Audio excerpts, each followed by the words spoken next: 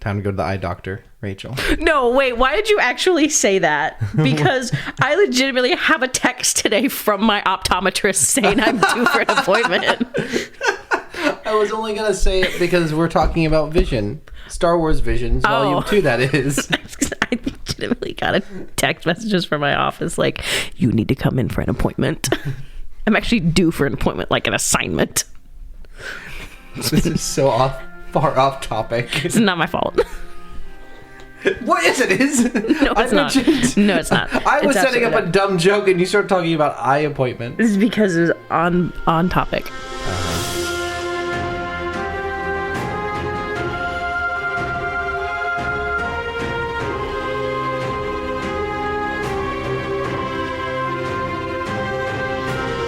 Well, it's Wednesday night, and we are in my house tonight, not Rachel's apartment. No, Athena's not here. And yeah, no kitty cat, unfortunately. But it is still Starformers night, nonetheless. Welcome to Rebels and Robots. I'm Cameron. I'm Rachel. This is a podcast, a weekly chat, where we talk about Star Wars and... I caught you! Transformers. I caught her right in the drink. You thought you were done, but you are not done. And you will not be done for the next... I'm thirsty, I'm sorry. ...hour or so of this podcast. I didn't touch it while we watched anything.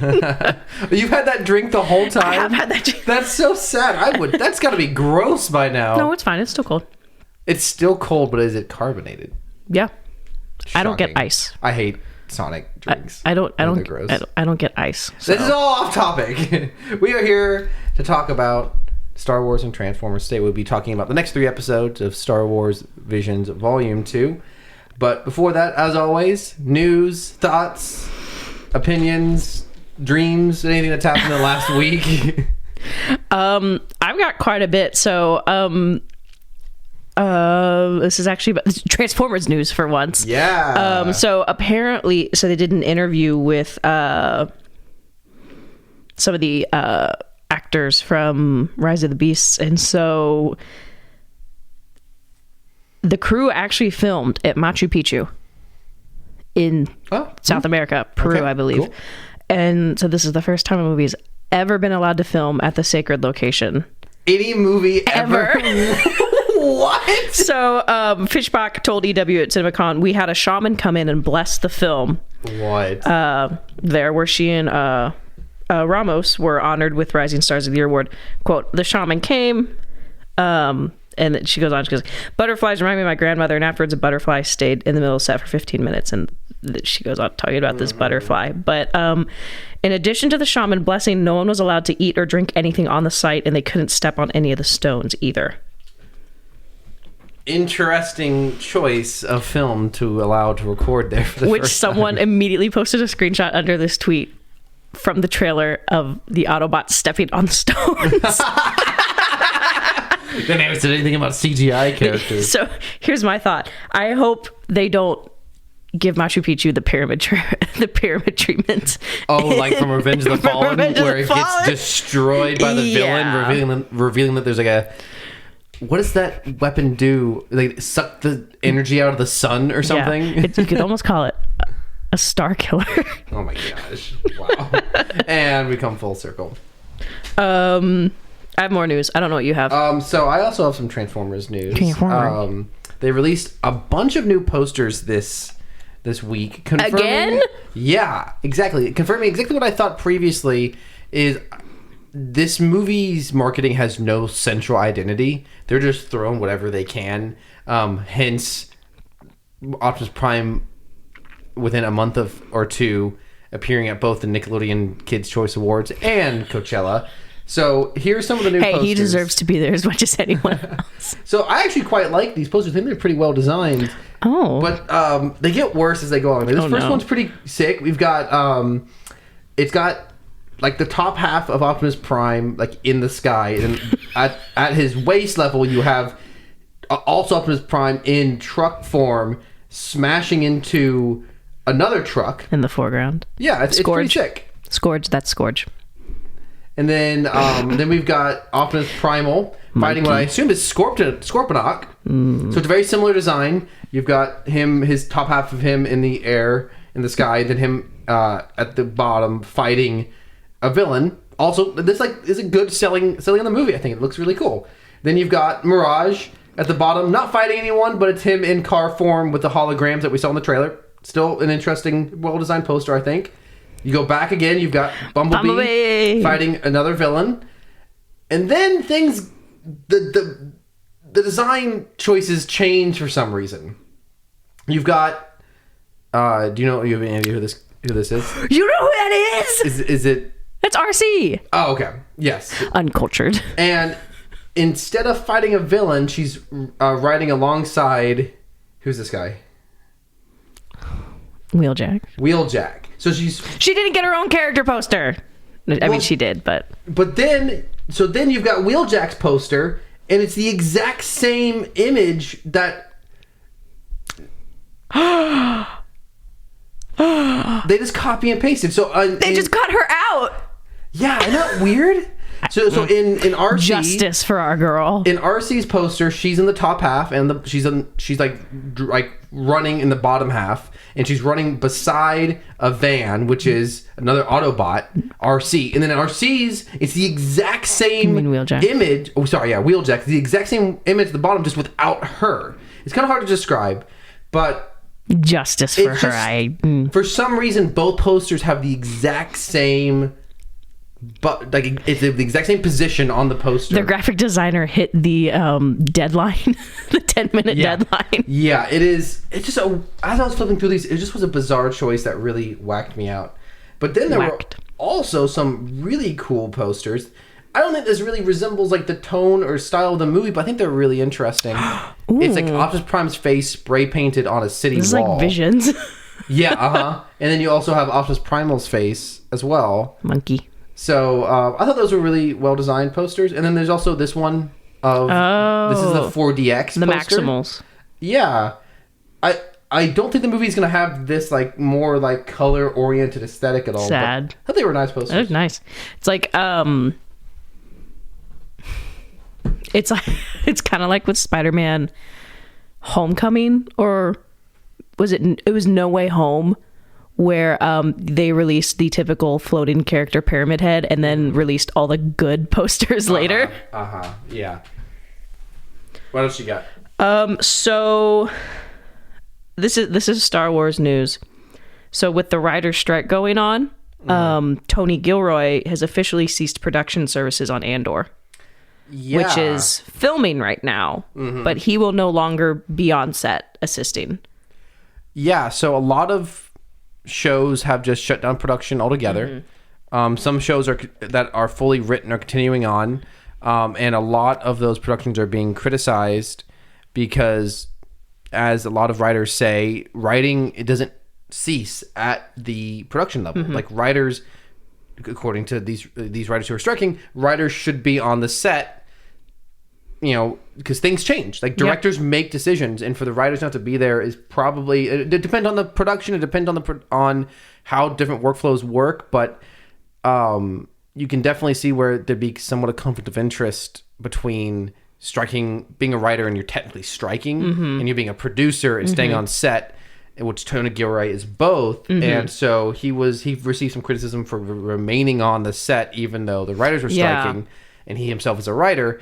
And so he's decided to not continue his producing responsibilities while the strike is continuing. So I'm like, yes, pay the writers. There's like the tiny 2% of me that's like, oh man, makes me a little nervous, because I feel like Tony's influence in Andor and Rogue One is so obvious that I would hope his absence wouldn't mean a lack. Yeah, I would kind of just... This might just mean that they stop production until like the show's gonna get made. Yeah, it's gonna get made. I think streaming series that have already been mostly written are not gonna suffer, because I think infamously the last time there was a major writer strike was like 2008, and a lot of shows just were totally ruined. You know Heroes, what we got during that time? What? Revenge of the Fallen. Oh shoot, you're right. Oh my gosh. Yeah, actually it came out the next year. That's crazy. Wow. Yeah, that is clearly a movie made without a script. Yeah, totally. But I think part of the reason why a lot of television shows were probably ruined or didn't come out Lost. so good.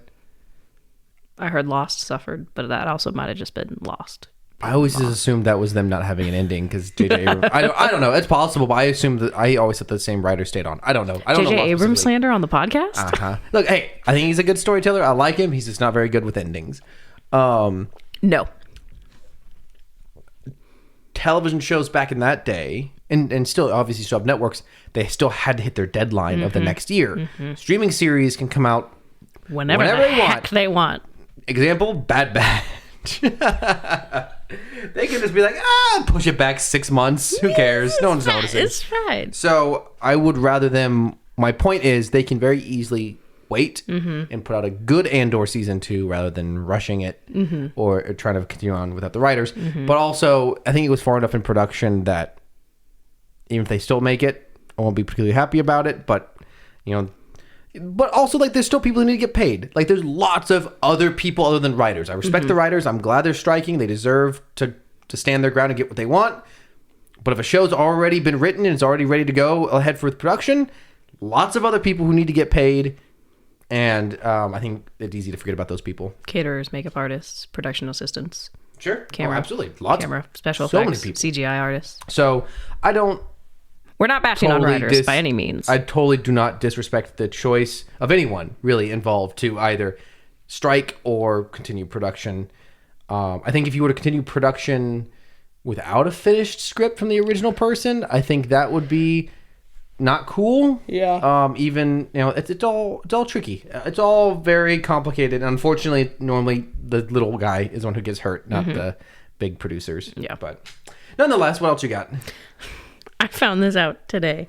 So Jess Harnell, who voices Ironhide in the Michael Bay movies, Okay. also voices Wacko from the Animaniacs. Oh, very good. And I don't know, I saw that and it just floored me. And I thought that was newsworthy because everyone else needs to know that knowledge now that I know it. Now I want to see what else he's voiced. Jess Harnell. Oh yes, I didn't recognize his name, but I've seen his photo. He's one of the 10 voice actors you're prone to see in just about any animated thing. He's in a lot. And he's a bunch of voices in Mr. Peabody and Sherman, including Abraham Lincoln and George Washington. The Range. Let's see if there's anything else interesting here. I wonder if he's played another Transformer or Star Wars character. He's in Star Trek Lower Decks. He was a voice in both. Oh, I did not realize this came out the same year. This is crazy. Star Wars Jedi Knight, Jedi Academy, and Star Wars Knights of the Republic. Both came out in 2003. And he did a voice in both of them. He's the voice of the Republic soldier, as well as a character named Gran, and he's the voice of the Trandoshan alien. I guess I would assume just the generic Trandoshan in Jedi Knight, Jedi Academy, which if you've never played Jedi Academy, highly recommend. I actually haven't. So that's fun that he's done some Star Wars work. He also was the voice of IG-88, Candy Mundi, and Stam Reith in the Galactic Battlegrounds clone campaigns. Galactic Battlegrounds was a very popular Star Wars real-time strategy. In Lilo and Stitch, he played Hawaiian Man. That narrows it down. That's not Ice Cream Man, is it? No, I don't think he talks. Oh, you're right. Oh, I felt so bad for him as a child.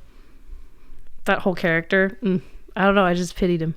What else do you got?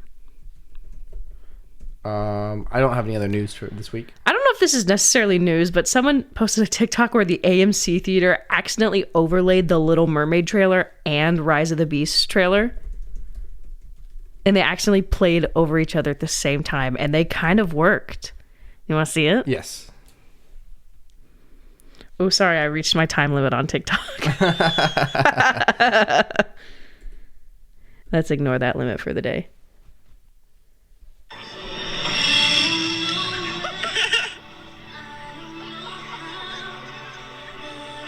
What?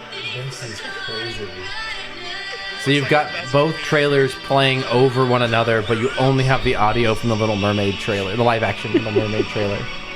This is a next level kind of art, I think.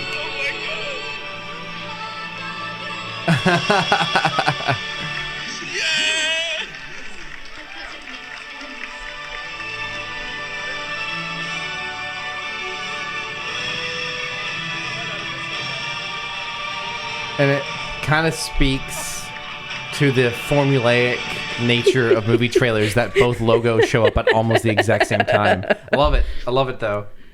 The guy cheering, same. I'm still looking at Jess Harnell's IMDb. He was the voice of Darth Maul in Star Wars Racer Revenge, which was effectively a Star Wars version of well, maybe. I mean, is this the same game I'm thinking of? No, this was there was. You know what? Quick aside. No one has ever talked about it. At least I've never seen it brought up anywhere. But I remember playing it like at a video game store. There was a Star Wars video game that was pod racing, or it was racing, but like it was much more akin to something like Mario Kart, where you had the spaceship, but the spaceship was small and the character's head was really big and it was coming out the top. I know what you're talking about. This game is called Star Wars Racer Revenge, and it's the sequel to Star Wars the pod racing game, not podcast. Which one? Okay, so the famous Star Wars racing game that everyone loves is the Star Wars Episode 1 Racer. That's the pod racing one. This is the sequel that no one ever talks about, called Racer Revenge. It's just a straight up sequel. That I'm surprised no one ever really talks about. The Star Wars video game, there's so many. There's a range. It goes real deep. You don't really... Yeah, I've definitely recognized this cover. This was like the next generation when they came out on PS2, seemingly exclusive to PS2. Anyways, way off track. He was the voice of Darth Maul in this game. Thought that was interesting.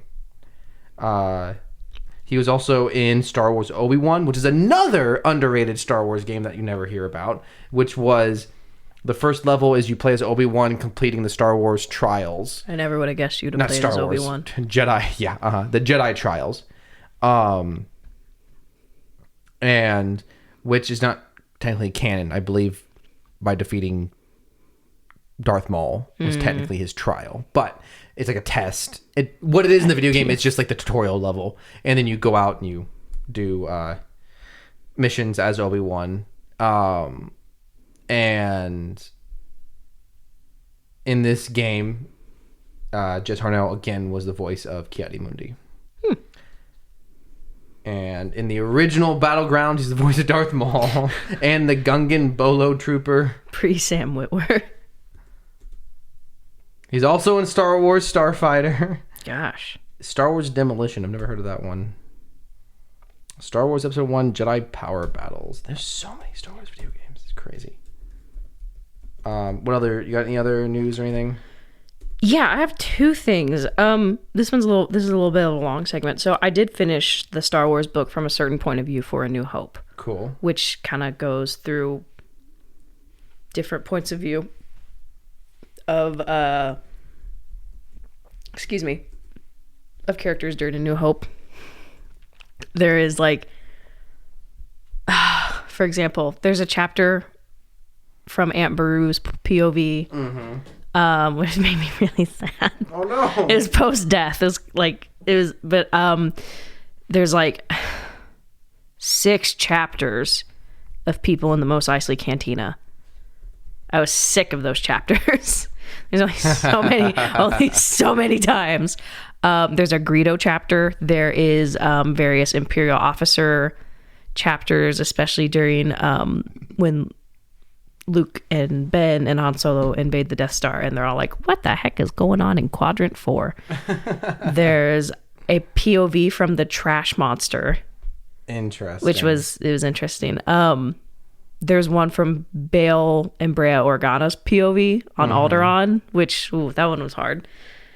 But there's one on Yoda's POV, and it's his POV when Obi-Wan dies.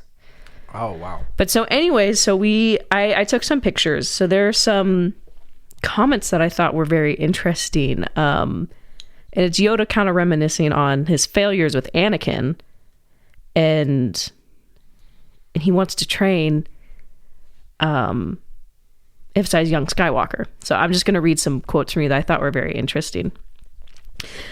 And Anakin, if only what had happened to Anakin had not been shadowed and perceived from them all. No, that was not true. If only he had perceived the paths that Anakin was beginning to follow. It was his own failing. That was why it would have been so important for him to train the young Skywalker. What might she have done to bring her father back? And then he goes on and says, and to this disappointment now, Obi-Wan gone from this world. What did this mean for that other Skywalker whose impatience and anger were terrible weaknesses? And this whole chapter is Yoda thinking about how much he needs to train Leia. Wow. And so there's some more comments. I think a couple, like the next 2 pages later. He had not seen the paths the young Padawan Anakin had begun to take. He had missed his chance with the young Skywalker. And what would happen with this other reckless Skywalker, the one who was as angry as his father had been? And so it's kind of interesting seeing this point of view that Yoda has of Luke, and that his preferred Padawan would have been Leia. At one point, Obi-Wan does show up, Force ghosty all, because he's dead. And so this is a conversation between Obi-Wan and Yoda, with Obi-Wan starting. Master, I want you to take on a new Padawan. You do you? I am not going to do a Yoda impression on this podcast. I want you to train young Skywalker. Yoda felt his heart thrill. He had not imagined it. He had not imagined it could have happened, but here it was. Yes, you agree so quickly. Long have I wanted to train her. Master, I want you to train Luke. Yoda looked at the shimmering face. No, he said. He stamped his cane on the floor. That is not the one. Not ready is he. Who is ever ready? Not that one. A Jedi must have the deepest commitment. That one looks from one cloud to the other. A Jedi must have the most serious mind. That one cannot keep his mind from his speeder. Not him, her. Master, he will not finish what he begins. He is reckless. Master, and well we know the path a reckless one will set his foot. So, they continued talking, and then I have 2 more pictures, sorry. I just thought this was very interesting info. No, that was actually it for the Yoda chapter that I took. So it was just an interesting thing. And I believe this came out before Last Jedi. I believe this one has been out for a while. It came out after Rogue One. There's been some mentions of Lothal and such. I'm like, I know that planet. Yeah. There's an interesting picture from I did skip one, my bad. We'll go back to Yoda really quick. And so there's another comment that Yoda says, the other Skywalker I would train, she is ready. And kind of more conversation goes, and if I try to teach this rash, this impatient, this mindless boy the ways of the Force and fail, what then? So I don't know, it's just really interesting conversation of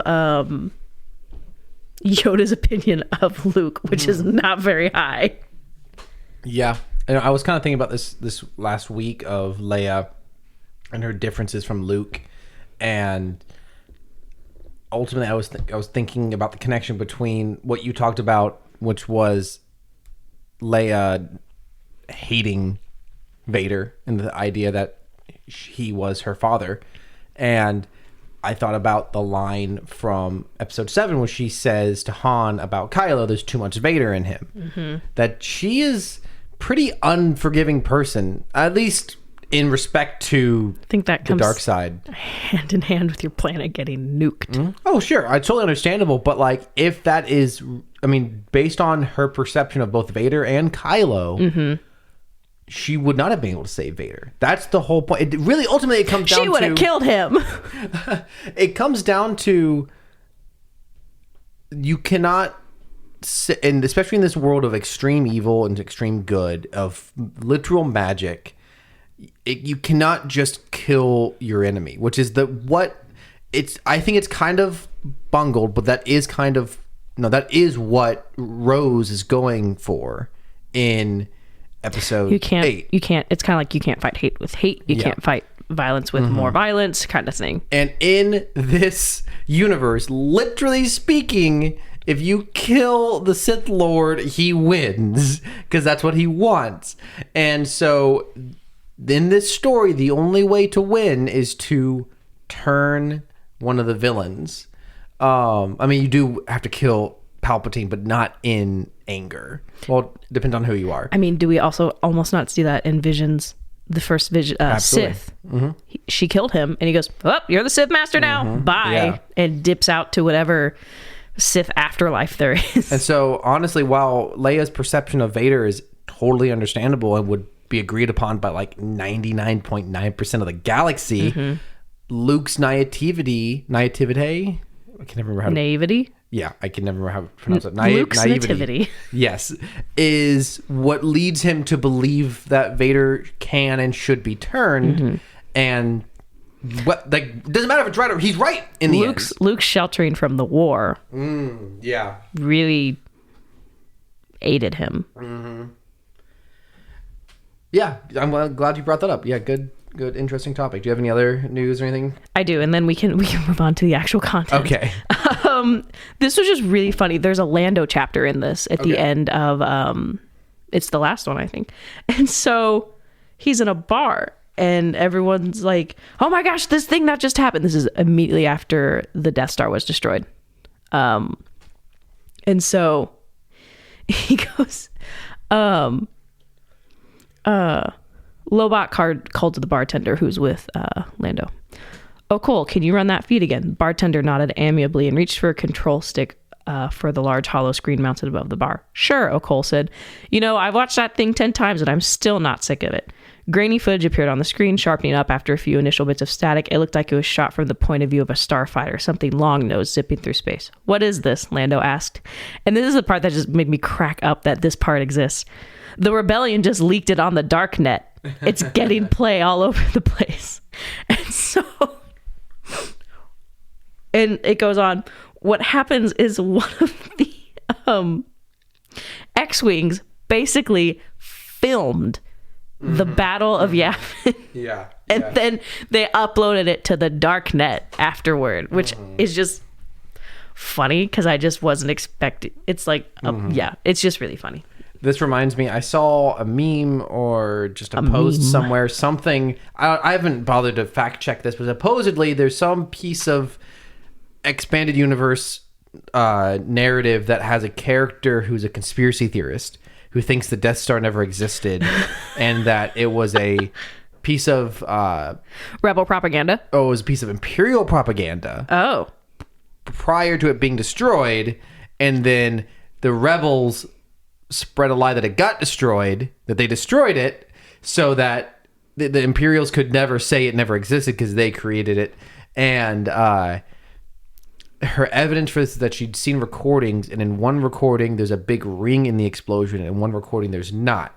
And this is a meta joke, because in the original version there's a very simple explosion, and in the special edition explosion of the Death Star there's a big explosion ring. So it's a meta joke about there being different versions of the explosion. That's good. So that related to there being recordings of the Death Star explosion. That's good. I thought you would appreciate this. Is from Jedi Survivor, which I am now like 5 hours in, and I'm still not very far in this game. Oh, I just bumped the mic with my phone. Apologies, listen. I just bumped my phone on like 4 things. Sorry for getting in your ear and making weird bassy sounds. Sorry. Anyways, so this happens rather early on in the game. Do you care about spoilers for this game? No, I'm not. I just think you would get a kick out of this. As cool as it seems, the thought of playing a Star Wars game where you have to slash enemies multiple times with the lightsaber just bugs the crap out of me. I really have not had much combat in this game. Oh, but I also chose the story mode because I'm not big on combat on keyboards. Yeah. Stressful. Anyways. Well, I also don't really like 3D platforming that much either. Okay, sorry. Take a look at that view. Oh, I love this. I've seen this. This is great. Wow. I got it so easy. Guard the cliff, crush the locals, look at the scenery. Nobody's getting past me. Not without a blaster hole in him. I wonder if I'll get promoted for doing such a good job. Then I'll get the other droids to guard the cliff. Oh, but then I won't see the scenery. Now that's a dilemma.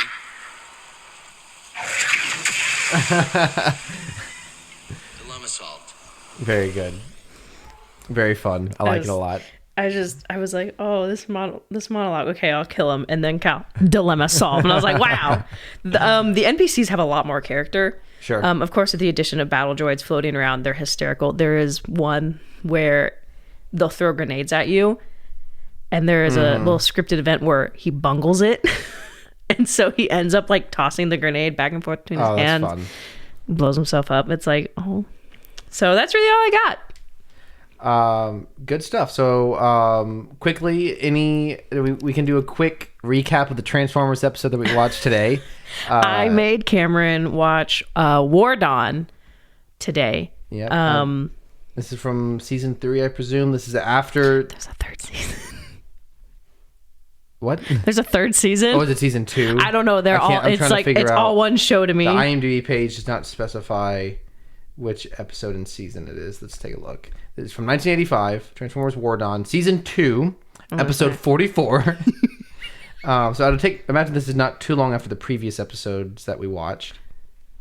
And we get a time travel episode with Optimus Prime lore.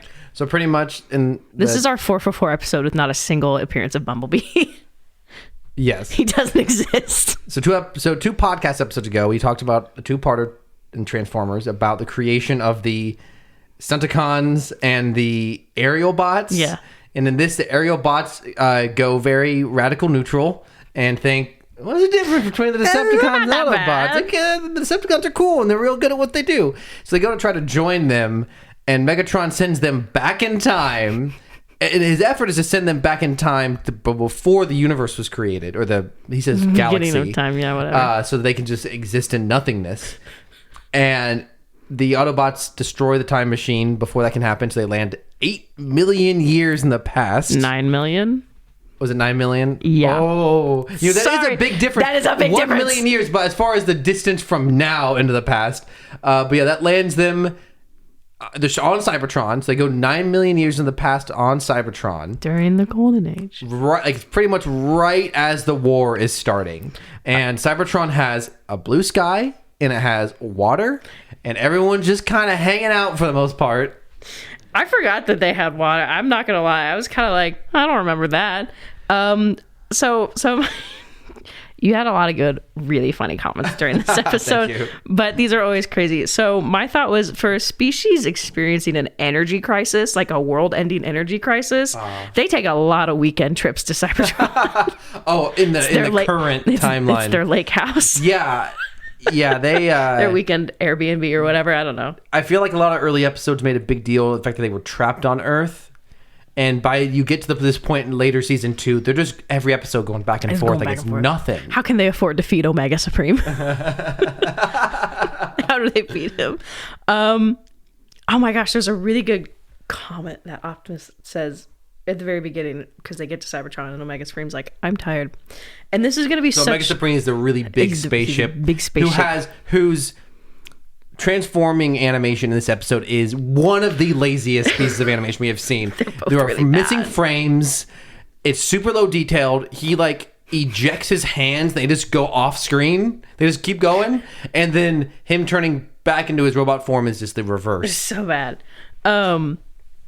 I'm tucking this away so we can use it during Bad Batch season 3, because Optimus just says, "Shut yourself down, Omega," and I'm like, we have to bring that back. Why don't you shut yourself down? It's really good. It's so funny. So we have a little bit. so it's time travel.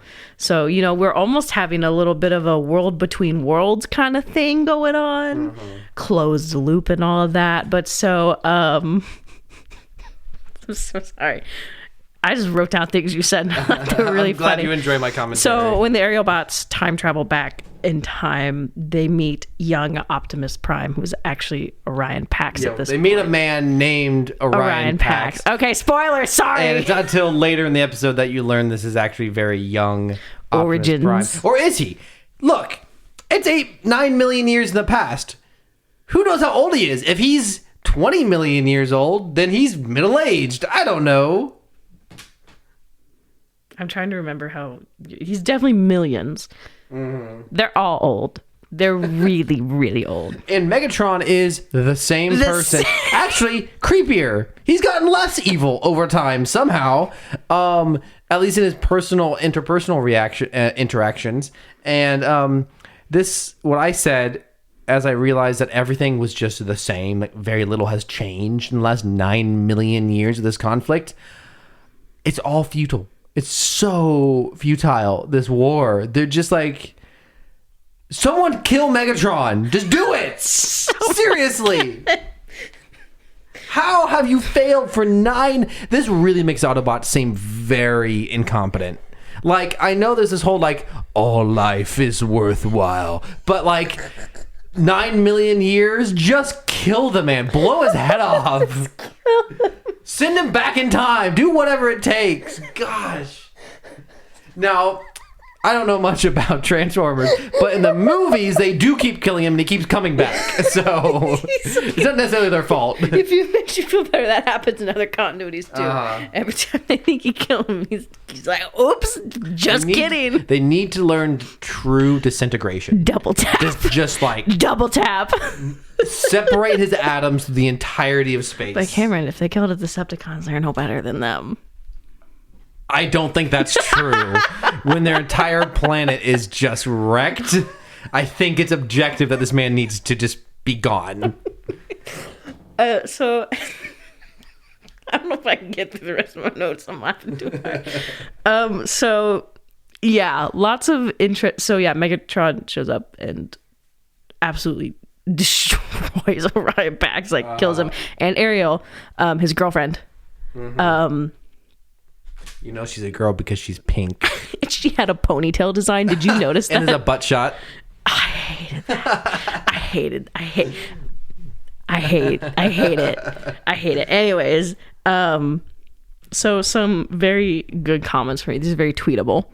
I had to write some of these in all caps because you asked, how old is Optimus Prime? Why is he millions of years old? That was just your delivery. Phenomenal. Cameron is losing it. You also said this about the aerial bots. Why are they so dumb? What do they do when I said that? I know they did something super dumb. This was... I think this is very frequently when they're like, oh... well, that's Megatron. Back when they saw him back in time. Yeah, they were like, it was probably whenever they were like, he's like the coolest guy there is. Like they really thought he was Fan behavior. It was that, or the fact that they couldn't tell that it was Optimus Prime that they were talking to and not Megatron, or it was Orion Pax, but the fact that they couldn't tell that it was Megatron in the same colors. There's only so many robots with blue and red colors. No, this is what it was. One of them could not understand the concept that they were 9 million years in the past. Yeah. One of them kept explaining it to the rest. It was like, you gotta remember, we're 9 million years in the past. And they said that like 10 times. They just could not understand how time travel works. They all have to share the brain cell, and Silverbolt's the only one that ever has it. Yeah. I also said Megatron quit luring children. Just yeah. So like Optimus Prime, Orion Pax, very young, fresh-faced man who is like not worried about the war. He's like, if the war happens, we've got the gigantic Guardians to defend us. Nothing bad will happen. Nothing bad has ever happened on Cybertron. Also, quick aside, the fact that there's a legion on this planet called Decepticons, and they just don't think anything of that. They don't read into that. Their name includes deception. But whatever. He's like, nothing bad ever happened on Cybertron. And then Megatron... Nothing bad ever happened to the Kennedys. And Megatron just walks out the shadows like, hello, young man. What do you use this facility for?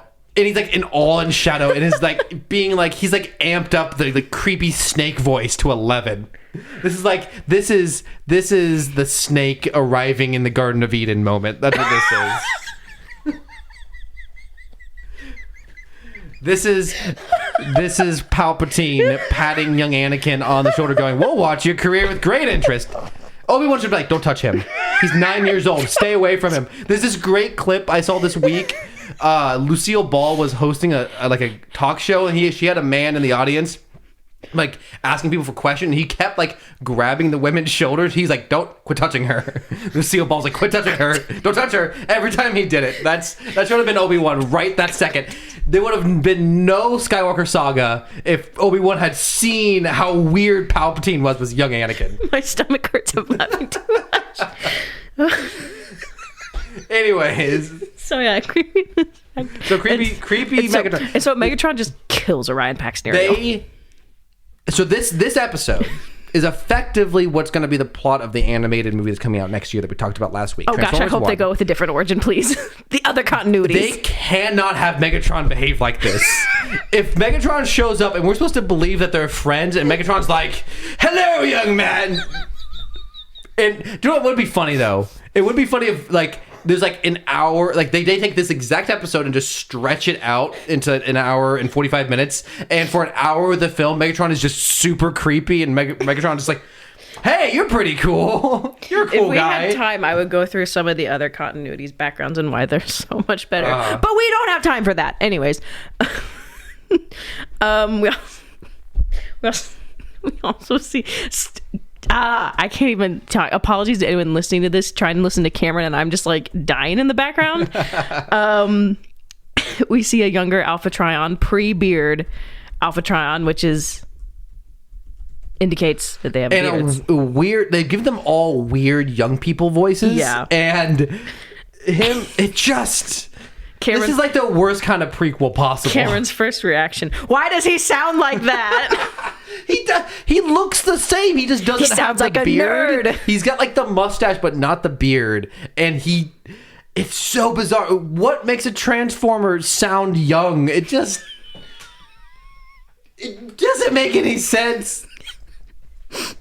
So, so they bring only Orion Pax to Alpha Trion. They leave Ariel, which they just left her to die, I guess. And they're like, and Alpha Trion's like, oh, that sucks. Looks like he needs to be rebuilt. And the Autobot's like, can't you fix him? And he's like, I mean, I could try.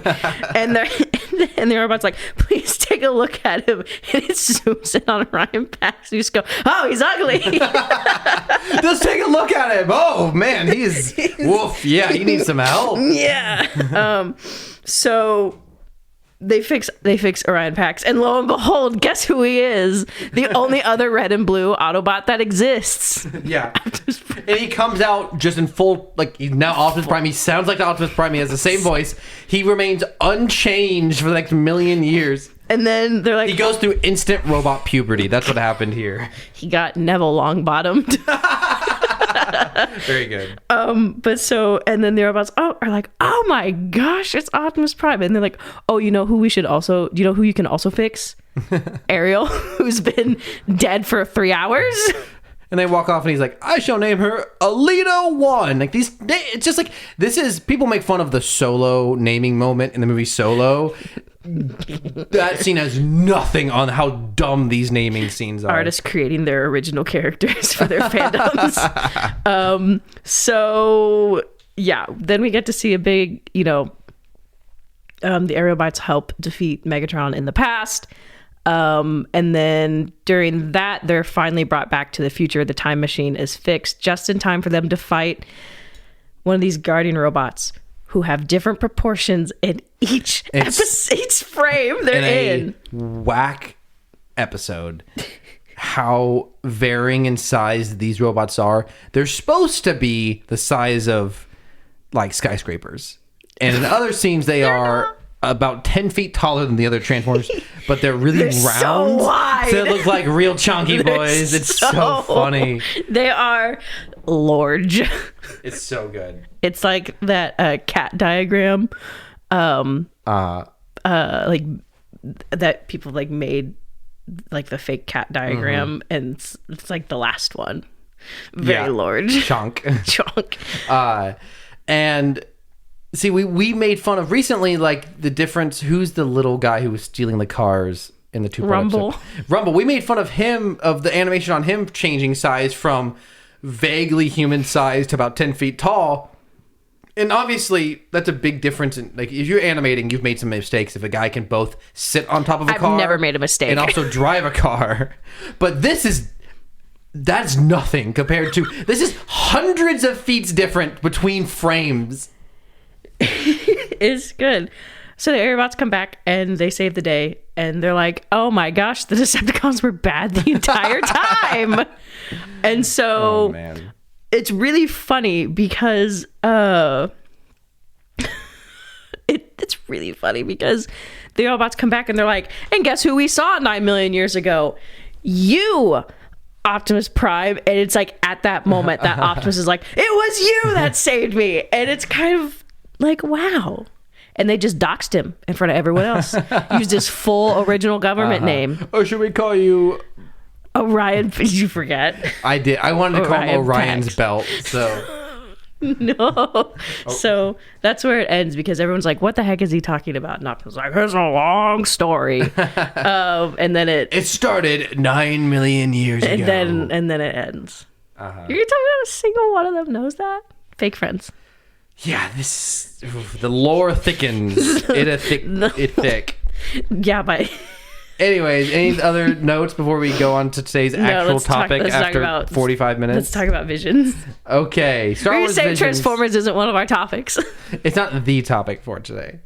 The topic for today is the next 3 episodes of Star Wars Vision Volume 2. The first episode is called I Am Your Mother, made by Aardman Studios, a stop motion or claymation studio, very famous. They're out of England. They made most incredibly famous for Wallace and Gromit. They also made Shaun the Sheep, Chicken Run, Flushed Away, which is not stop motion, it's CG animation, made to look like they're stop motion. Wake up, Gromit. They animated Arthur Christmas, which is We've just got to purely hide the CGI. body.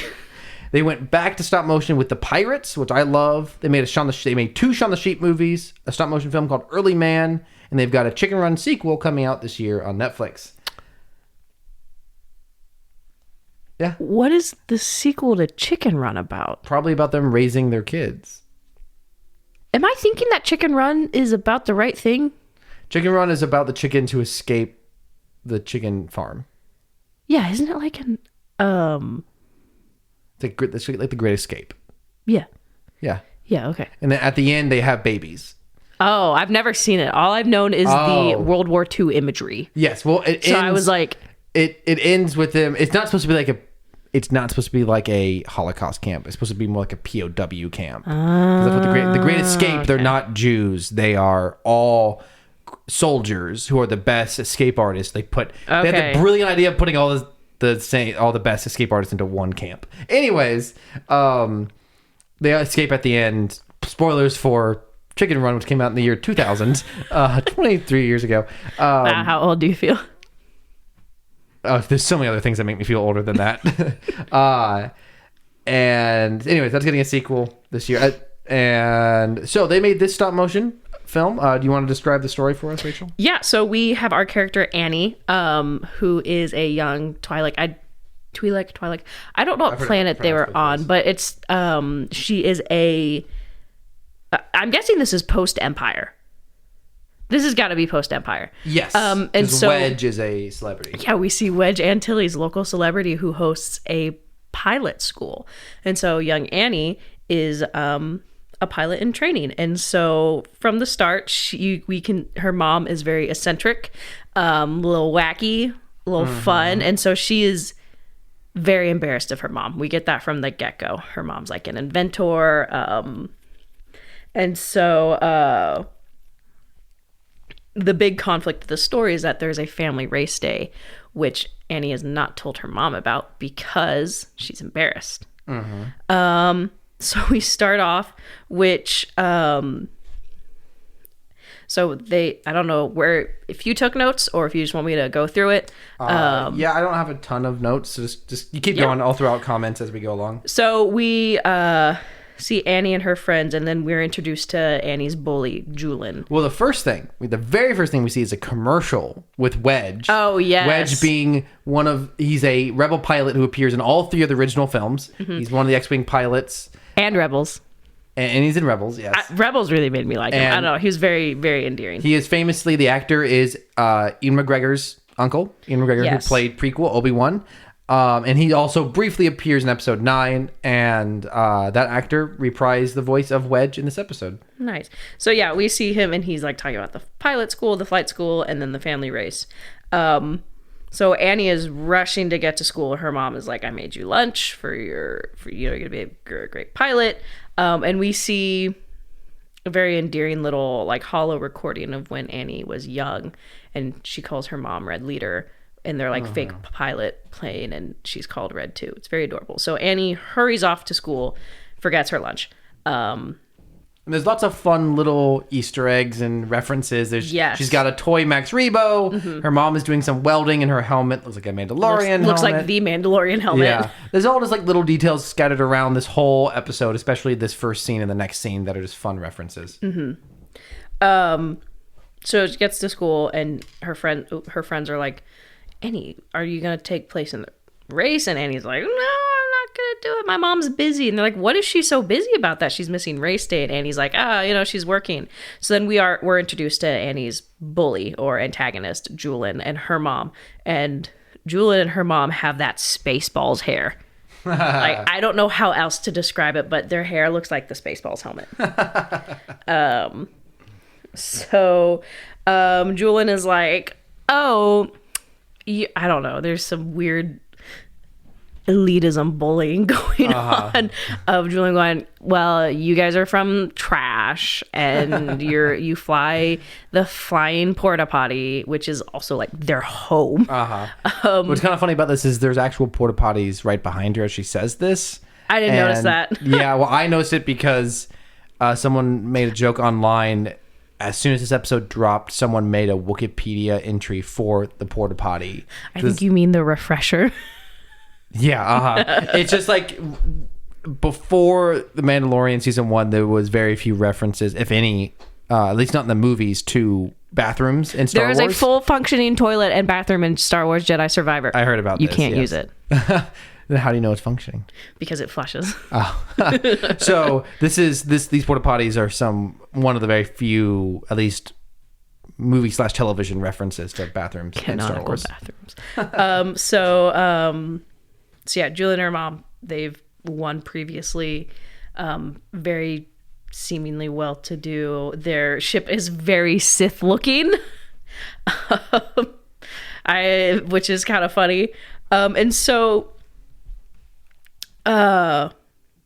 suddenly someone looks up because something is or all the racers get together at the starting line. And then suddenly something falls from the sky on top of the robot. And lo and behold, it was genuinely the last thing I was expecting. It was a bra. Which goes counter to the creative Star Wars, what he's infamously said to actress Carrie Fisher on the production of the original movie, which was what? There's no underwear in space. So immersion broken. Disney has ruined Star Wars. Anyways, I'm kidding. And so Annie's mom comes flying down in their ship, and laundry is flying everywhere. And her mom hops out. And she's like, Annie, you forgot your lunch. So Annie is mortified. Gets in the ship and is like, Mom, you need to go. And her mom's like, hey, what's going on? And you hear the announcer, it's family race day. And her mom is like, you did not tell me about this. And so there's kind of like this contention of where Annie's like, Mom, you just need to go. Just move the ship. We need to move. Get out of the way. So Annie's mom's like, okay. And instead of actually moving the ship off the tarmac, Annie's mom joins the race and guns it.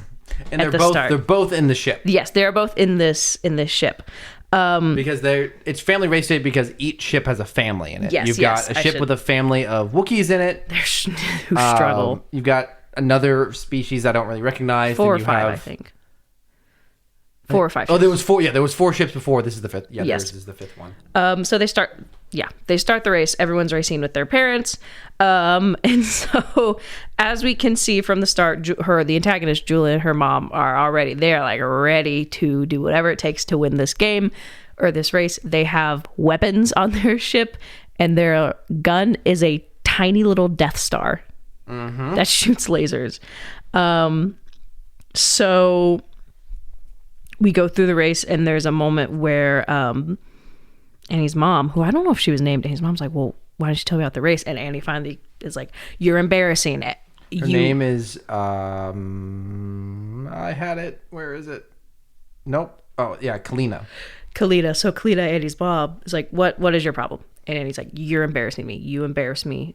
And there's kind of like, and I really liked the mom in this episode. Yes, she was a very sweet character because her mom, I don't know, instead of like getting mad, she goes, I didn't know you felt like this. Very genuine reactions from a very genuine supporting mom. So and he's like, you embarrass me, and I just didn't want to race because we can't win because our ship's not very good. And Annie's mom takes this as a personal challenge, and so tells Annie to take the reins. She's going to go find their droid, Z1, which is aggressively British, who's been clinging on the outside of the ship since they took off.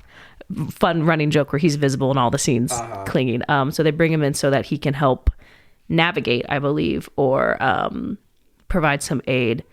And so they race. Ultimately, it ends up being Annie and her mom and Julian and her mom neck and neck. And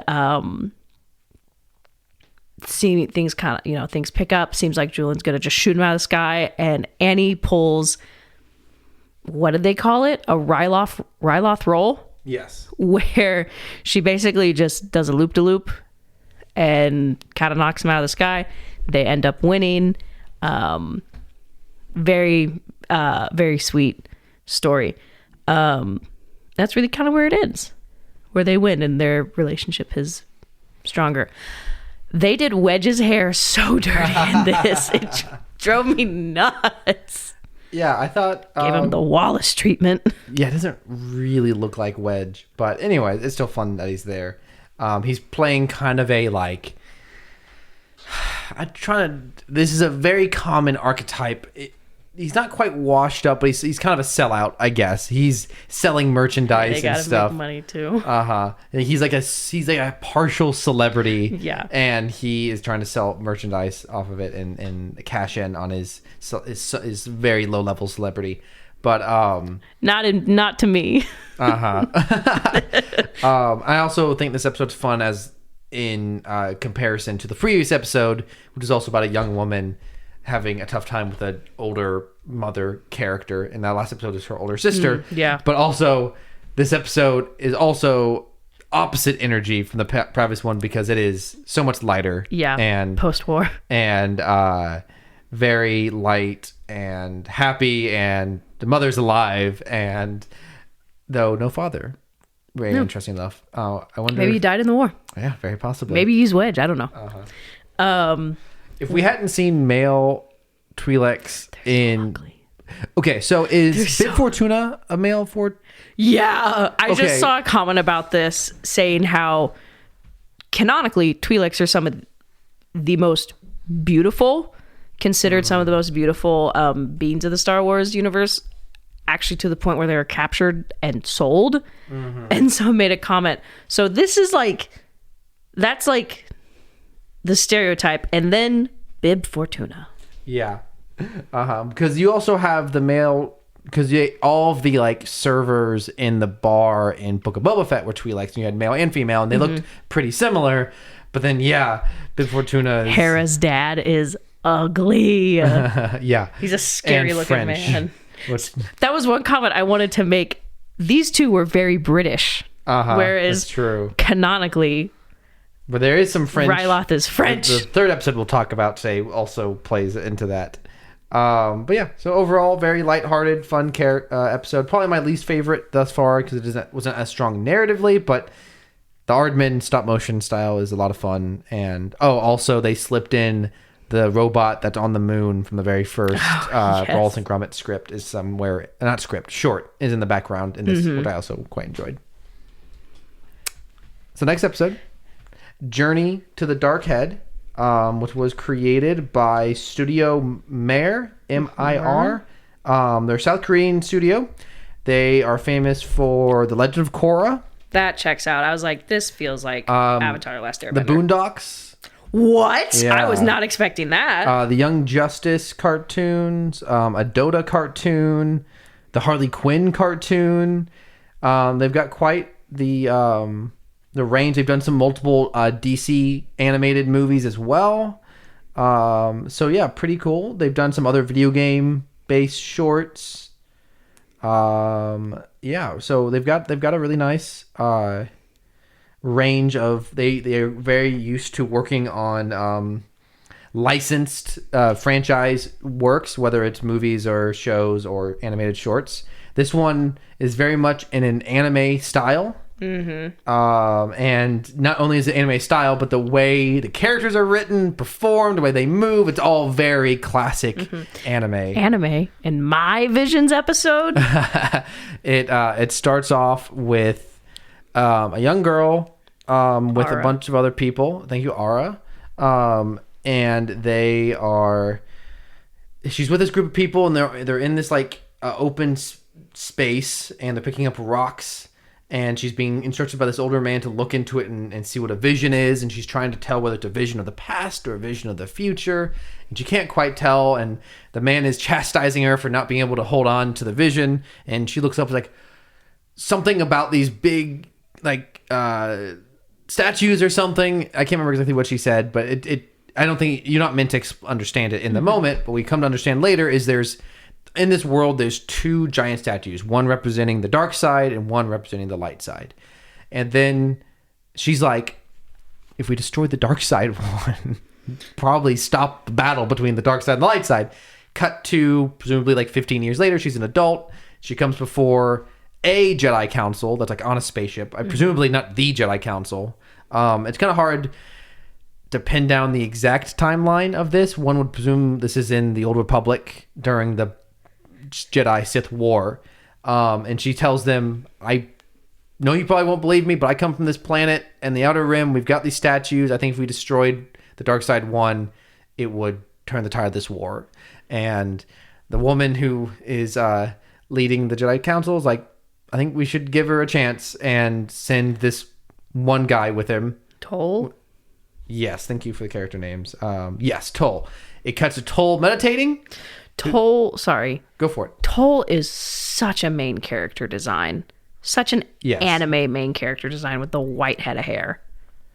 And let's see, are these people famous? So Ara in the English version is played by Ashley Park. Ashley Park is in shows such as Beef, Emily in Paris, Only Murders, Left in the Building, a lot of television, which I know a lot less than about in movies. And We don't watch television. a lot less.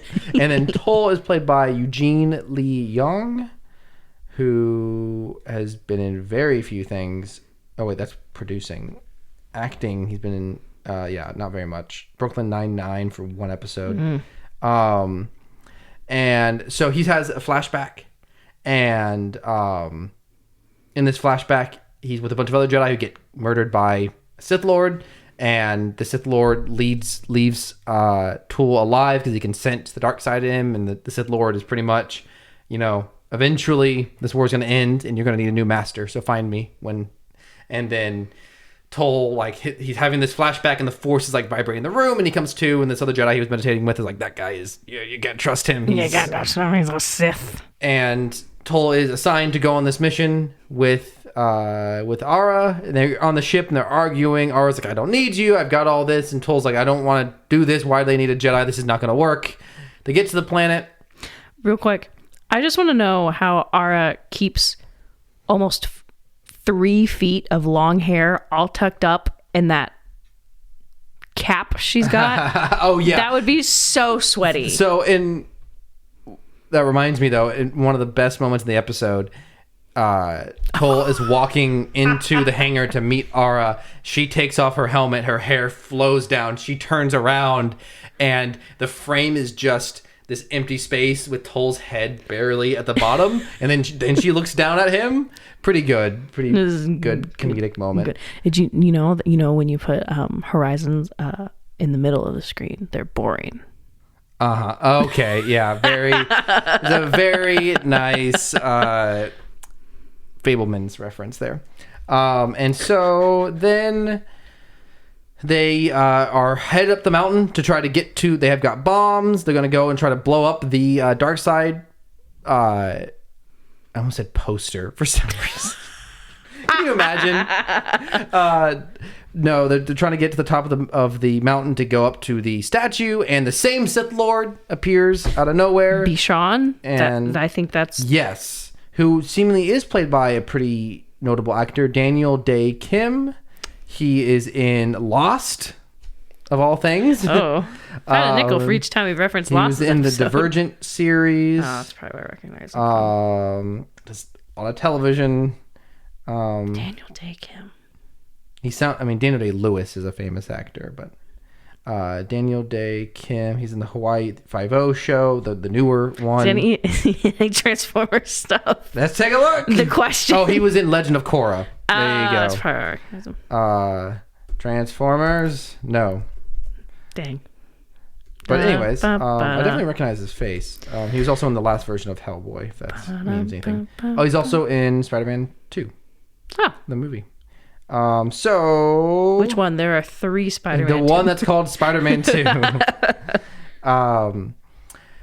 They have a really epic lightsaber fight on top of the speeder. Oh, no. Before that, sorry, I skipped it. They were taking a ship to the mountain, and the Sith Lord comes in his ship and shoots them down. They jump on their speeder bike. He jumps on their speeder bike. They're going up the mountain. They have a fight. She in another very anime moment, she's like, I just need one last push, and she puts in overdrive, and the jets on the speeder go into a new mode. They open up and get bigger. Sorry, no, I'm just too intense. I'm for some reason you're channeling your inner anime. I am describing the blaster or the speeder bike's engines with my hands. I see it very clearly, which is not very helpful. And they zoom off the fingers of the statue, and Toll force pushes Ara across the gap, and he himself jumps across the gap, and then the Sith Lord chases them. There was a funny comment because they get to that pathway, and the Sith Lord says, "So this is your stage," and follows them. And my first thought was you just insert. Someone should make an edit where you insert the Smash Bros theme, the Smash Bros brawl theme. Very good. Anyways, choose your stage. Choose your fighter. They continue to fight while Ara puts the bombs into place, and he takes off his mask, and we realize it's actually just Jared Leto. How did you arrive at that conclusion? The Sith Lord looked a little bit like Jared Leto. I think it was the greasiness. He has a very typical anime villain mouth where the edge of the mouth goes a little too far past where the lips meet. Yeah, and his upper lip is coming over his lower lip on the edges. And he's got a really great design though. His mask has this piece of cloth that comes straight down and whips around. It's pretty neat. They're having very typical Jedi Sith dialogue where they're fighting. Use your hate, join me. We can rule the galaxy. No, you're lying. All this usual garbage. We get some interesting music. Once the second stage of the fight it starts off, I don't even know how would you describe it. I'll try to bring it up. I think it's I think if I had to guess, I don't know if it's the only thing I could think of is an erhu. Erhu? E-R-H-U. It's a string instrument. I think it's Japanese. I don't know. Forgive me if that's incorrect. The animation on this episode's so good. It's beautiful. Okay, I'm trying to find the moment. It really made me think of music from Avatar: Last Airbender and Legend of Korra. Well, that makes sense. There it is. All right, here it is.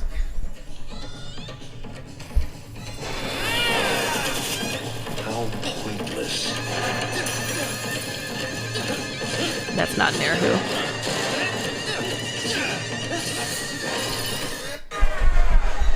So at this point, so there's a big ring connecting The two. the heads of both statues, and seemingly I'd feel the implication is these two, the Jedi and the Sith fighting on them has like infused it with force energy, and you're seeing blue and red energy go through both statues. So And initially when we first got there, it was only on each side. yeah, it's really interesting. And she says something. Do you remember what she says? Something about like there's force in both of them or something. She says something to imply it's very similar to the line of dialogue I feel that is said by the artist in the first episode of Visions 2. Yeah. Of like Balance. yeah, there has to I be can't remember what both. she says. And so instead she decides, she realizes, so she looks over and she sees that the Sith Lord is about to drop Tool. Is that really his name? Toll? Toll, not Tool. He's got a tool, but is about to like drop him. Oh, I forgot to mention the Sith Lord has this like sick like whip thing that's kind of like it makes like snake noises. So it's kind of sentient, but it's like this like sharp like whip with barbs on it, and he's got that wrapped around Toll's neck and is hanging him over the edge. And Aura realizes this is what she saw in the vision that we saw at the beginning. And she decides to launch the bombs at the Sith Lord, and that distracts him enough for Tool to slice his head off. Where it's like, I like this episode a lot. I think the episode is jumbled a little bit narratively. I think action, visuals, lore, I love it all. I even like the characters a lot. But narratively, there's two things that kind of are a little confusing to me. One, the significance of her having the vision, which I'm not realizing is kind of significant in that she can realize this was like her destiny to be in this moment, but also like it doesn't feel quite like, I think I would have preferred it, like it would have been a little tighter narratively if like somehow she had realized something from that vision, like there would be some information that was like maybe Or something she had the rock with her. She could have changed the outcome. Like, yeah, it just doesn't feel like the same thing would have happened regardless if she had the stone or not. Like, the stone didn't provide any new information to her, and that might be just me liking narrative to have stronger purpose. It maybe it motivated her as a character. Again, these are shorts; they're quick. You don't have a lot of time. It just felt like it was a really pivotal moment in the story that didn't really feel like it landed. The other thing I think is jumbled is the hero accomplishes the mission by slicing the Sith Lord's head off. Not very Jedi of him. Not necessarily wrong. This guy is evil and trying to kill them, but like there needs to be balance in the Force. Also, Toll. it's very unclear in Star Wars whether balance of the Force means Death. whether there should be both Sith and Jedi, or the Jedi should keep killing the Sith. And there's a speech later on, and we'll get to in a second, that maybe answers this a little bit. But anyways, continue on. I was going to say, it kind of hit me. The falling sequence was very impressive. To do a rotating camera situation with the characters moving in the space at a high speed was very nice. So talking about after, so Toll slices off the Sith Lord's head. Falls. And he falls, and Aura jumps after him, grabs him, ignites a parachute. Yeah, it's all very stunning and visual. And nice. See, I'm talking about, like, there are some really nice, clever little writing tricks in here. She jumps after him, and I feel like in the moment you're not really sure how they're gonna survive. She ignites a parachute. Earlier in the episode, when they landed on the planet, they were buying stuff, and the guy's listing off the things that she bought, and he mentions the parachute. So they had already established she had the parachute. I really like that. And then they land, and they're like, "Hey, we make a pretty good team." Actually, so the episode starts off with Toll being very angsty and very like, why are we doing this? And Aura's like, I can do this by myself. But she thinks this is a really necessary mission. In the end, they kind of flip, and Aura's like, this was worthless. I'm sorry I dragged you out here. There was no purpose in this. And Toll's like, no, this was important. I learned a lesson of that there's always going to be good and evil, and the future is not set, and that means there's hope. But again, that contradicts her having the vision. I think it's a really good episode where the writing is like a B-. Yeah. I will say, with Daniel Day Kim voicing Toll, gives me the same feeling as when we... So, no, Daniel Day Kim voices Bishan. I thought you said he voiced Toll. Sorry, my bad. I probably said the wrong thing. Whoever voices Toll, it gives me, feels very similar as to when Freddie Prinze Jr. voiced young Kanan in Bad Batch. I felt like the voices did not necessarily match. Sure. But that's just a nitpick. If not a huge Toll problem. is supposed to be young, his voice does not quite match. I'm going to bring it around. We're at the end of the episode. I'm going to bring it back around. So the man who voices the shopkeeper, his name is Greg Chun. He voices Ike in Super Smash Bros. Ultimate. Are you kidding me? Bring it back around. Anyways, that's good. And our final episode, The Spy is Dancer. called The Spy Dancer, which to me might kind of sounds like a joke on Skywalker. Oh, I didn't think Spy about that. Dancer. Anyways, I don't know if that's intentional or not. Or it's literal. Yeah. It is. In this episode, sorry, go ahead. One thing you had asked was, this was made by La Cachette. If they worked on Primal, they did. Yes. And they also worked on the very famous collection of animated shorts on Netflix called Love, Death, and Robots. Oh. And I've seen this logo before, Moon, Guardian of the Moon. Do you recognize this? I do. Is that a video game as well? I don't know. I don't know exactly what it is. I don't know. But if you go to their website, all the stuff they work on looks really cool. Continues to slide Yeah. laptop. I really love. They work in a lot in 2D animation, and they don't do the same style every time, which I really respect. Which is why I didn't really recognize them when you said, did they work on Primal? And I was like, Yes. there's So- not enough gore and violence in this. Yeah, Primal is very unlikely to be your cup of tea, but maybe it is. But nonetheless, watch the trailer. It's from I always Gennady bungle his name, Tartakovsky? Jindy Genndy Tartakovsky, Tartakovsky. who is most famous for working on Samurai Jack and other early Cartoon Network shows. And the 2004 Clone Wars. And 2004 Clone Wars, connection to Star Wars. We talked about it episode 1 of this podcast. Personally, Primal season 1 is better than season 2. Season 2 has the wackest ending I never would have guessed. It is whack, and I won't bring it up, but it's I was like, oh, that's okay. Anyways, And so are they a French studio, I would presume? I'm guessing. Studio La Cachette. They're really talented. They work in 2D animation. Very beautiful. This episode, you wanted to give us a description, Rachel? Yeah, so I'll summarize it and then I'll go through my notes. So basically this focuses on kind of an unnamed planet, but a planet of somewhere under Imperial occupation. Yeah, it gave me somewhat similar vibes to the planet that they visit in like the second act of Star Wars Rise of Skywalker. Where they go to meet the Anzellan, Babu Frick. Babu Freak? Oh, Yeah. yeah. I can't remember I know which one, but yeah. It's very like European village Yeah. is what it feels very French.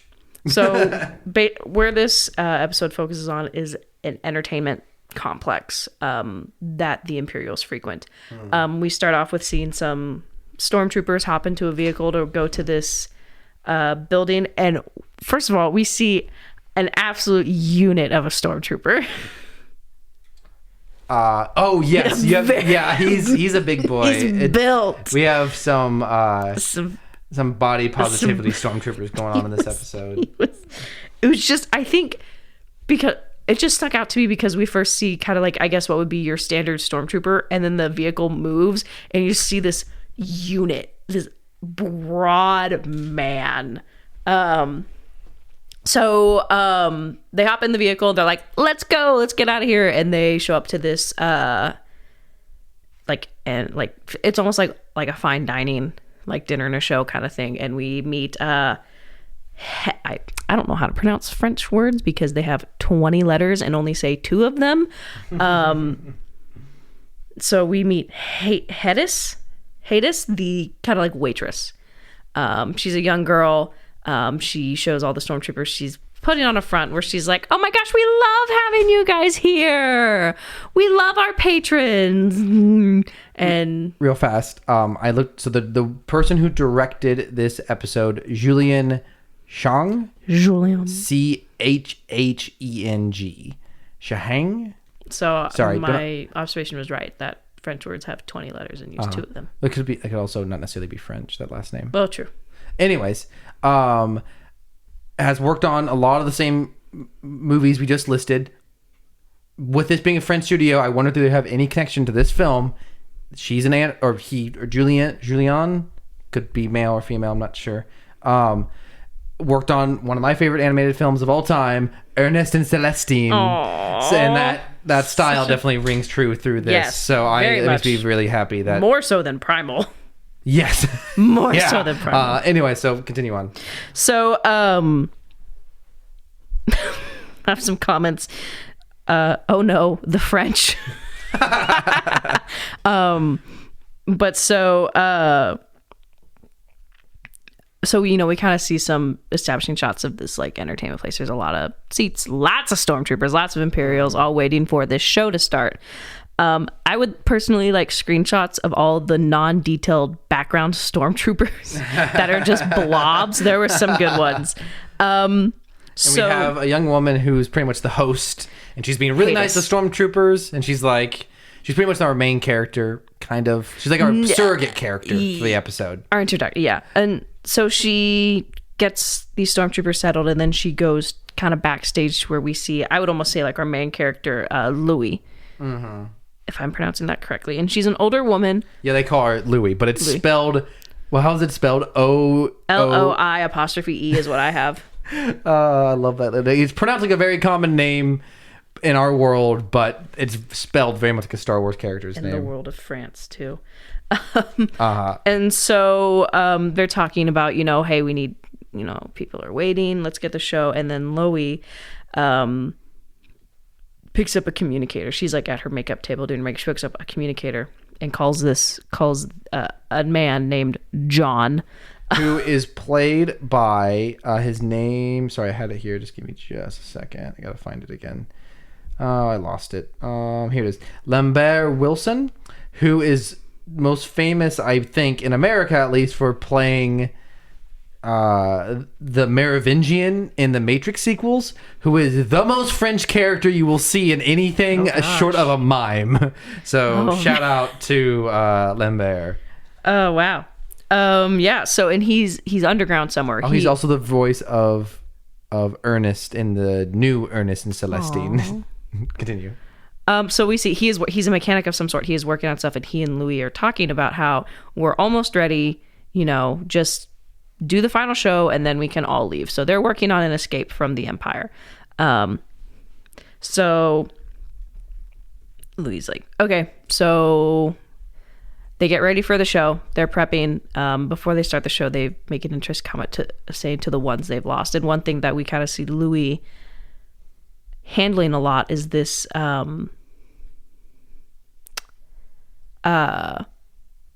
this gem kind of thing. This clasp almost.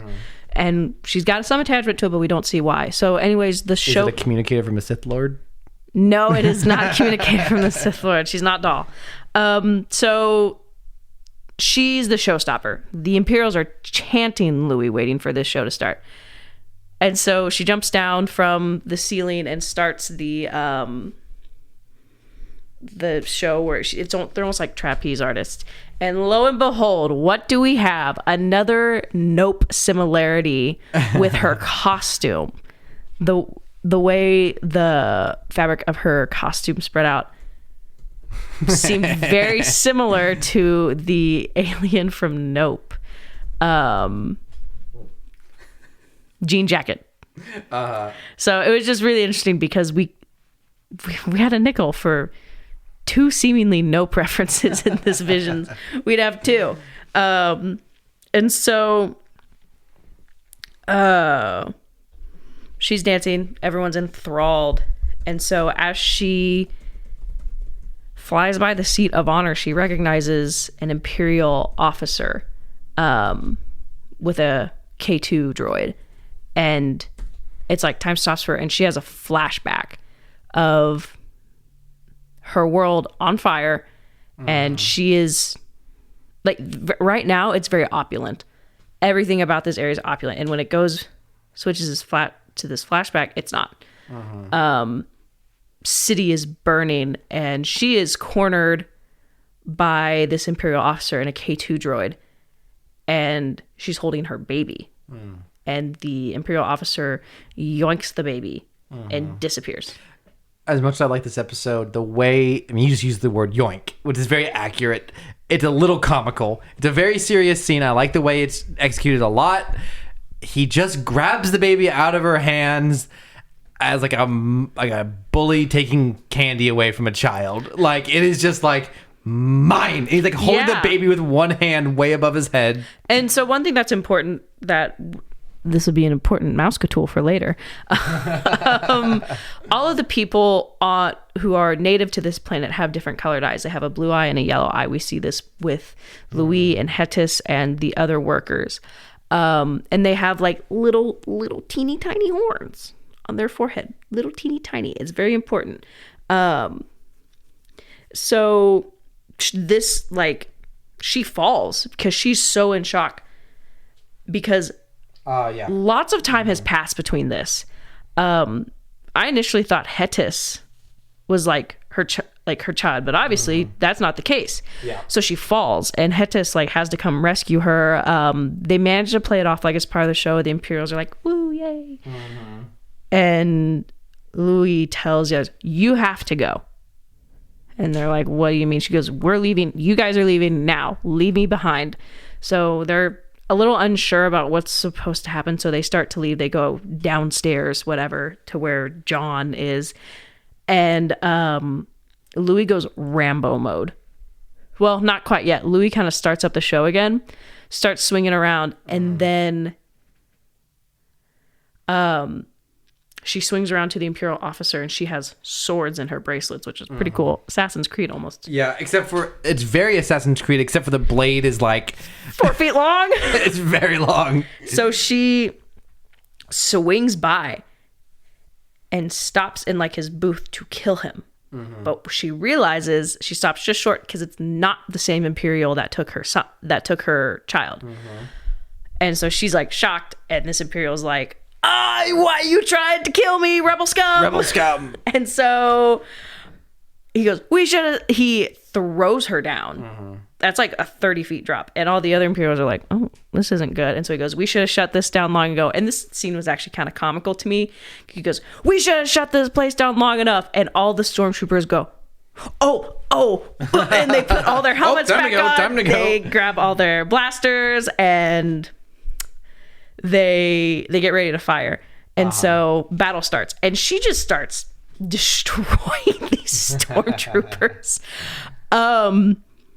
Just destroying these stormtroopers. And there's a moment where it seems like she's about to be overwhelmed, and Hetis comes back and rescues her. At this point, most of the stormtroopers have been decimated. And so Hetis takes on the K2 droid, and well, no, actually what happens, the only reason I'm correcting you is because I have it paused on one of my favorite seconds in this episode. She is trying to shoot the Sith, the Imperial officer, because they're fighting. Yes. And Louis, in this moment, the Imperial K2 droid shoots at her, and their like droid assistant is trying to stop him, and can't even budge the K2 droid's arm, which is just a hysterical moment to me. He's trying. Yes, I love droids, and this is a very, very funny moment. Anyways, continue on. So our characters kind of get split up. Hetis, the younger girl, starts fighting the K2 droid.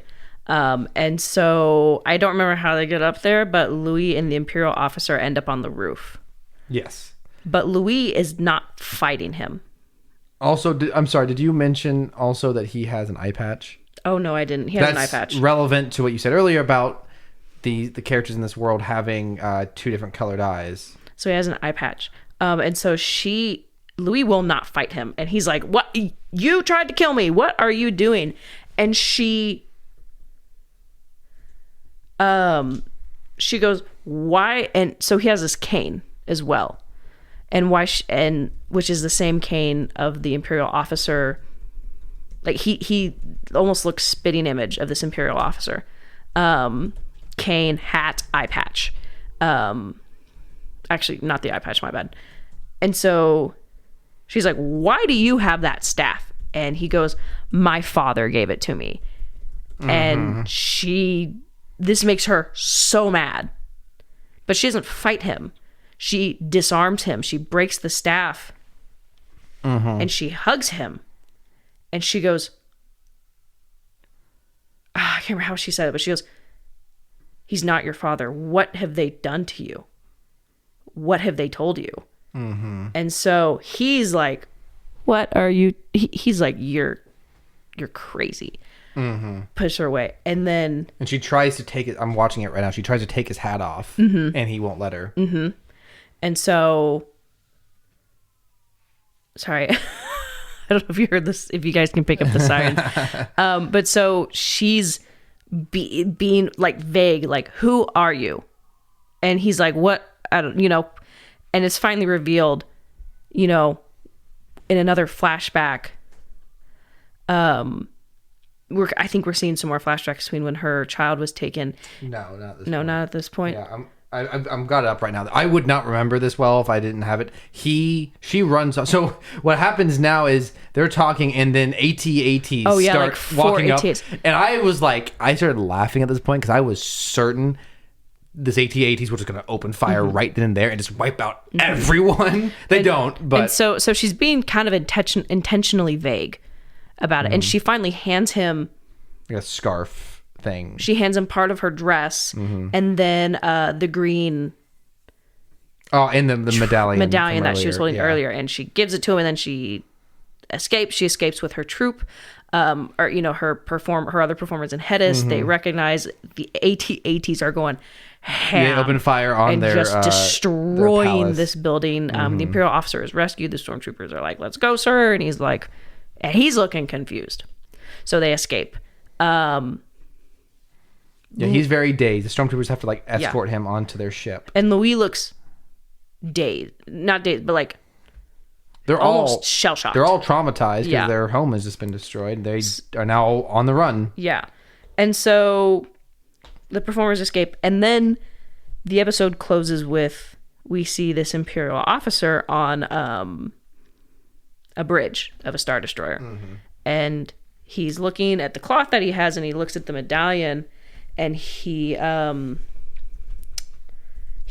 it up, and it plays a recording of Louis' baby. And at this point, you're able to connect the dots that this Imperial officer is her son.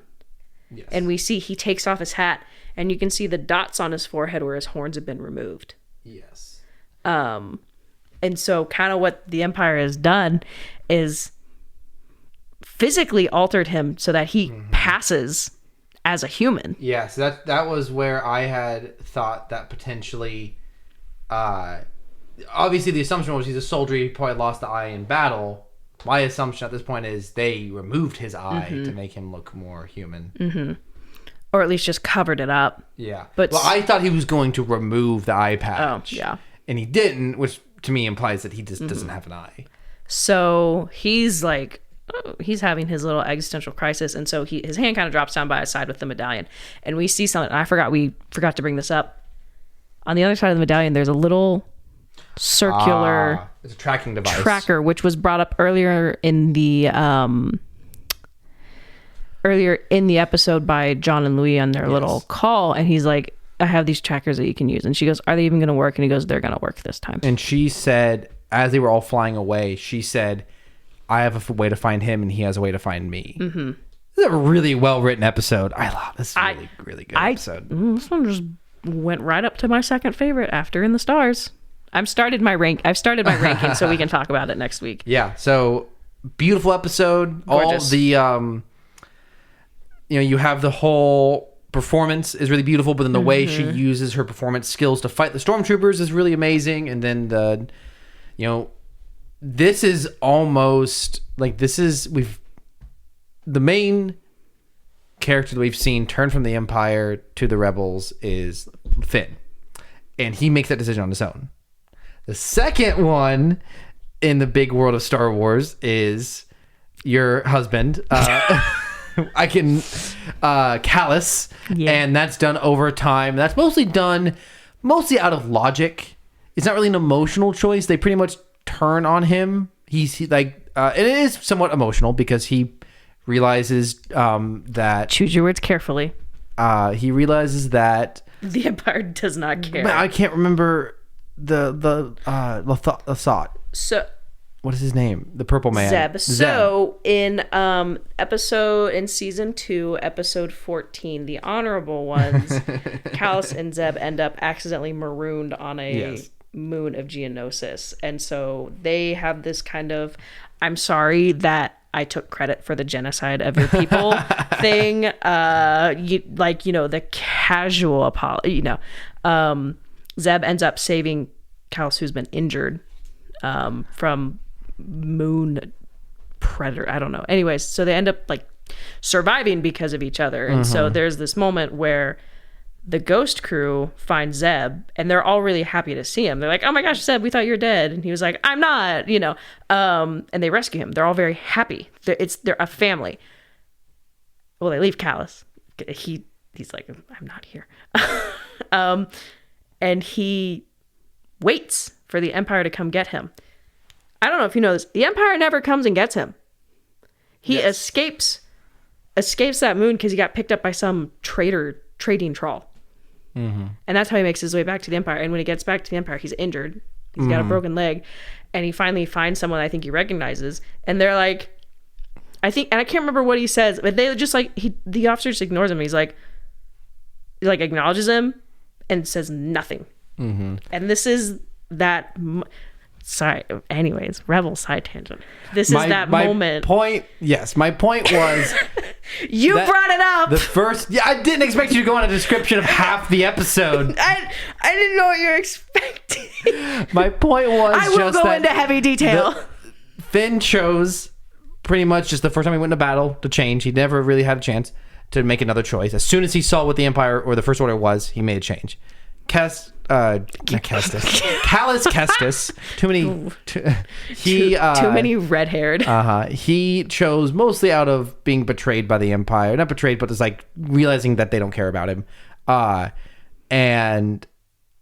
this is a different narrative. We get to really see what the Empire does when they raise someone. And raise villages and raise children. And they really, she really does try to save this man by showing him who he was, like the truth. The truth will set you free. It's a great narrative choice. Anyways, do you have anything to say about this episode before we? I loved it. I think it's my second favorite. It's really good. After In the Stars.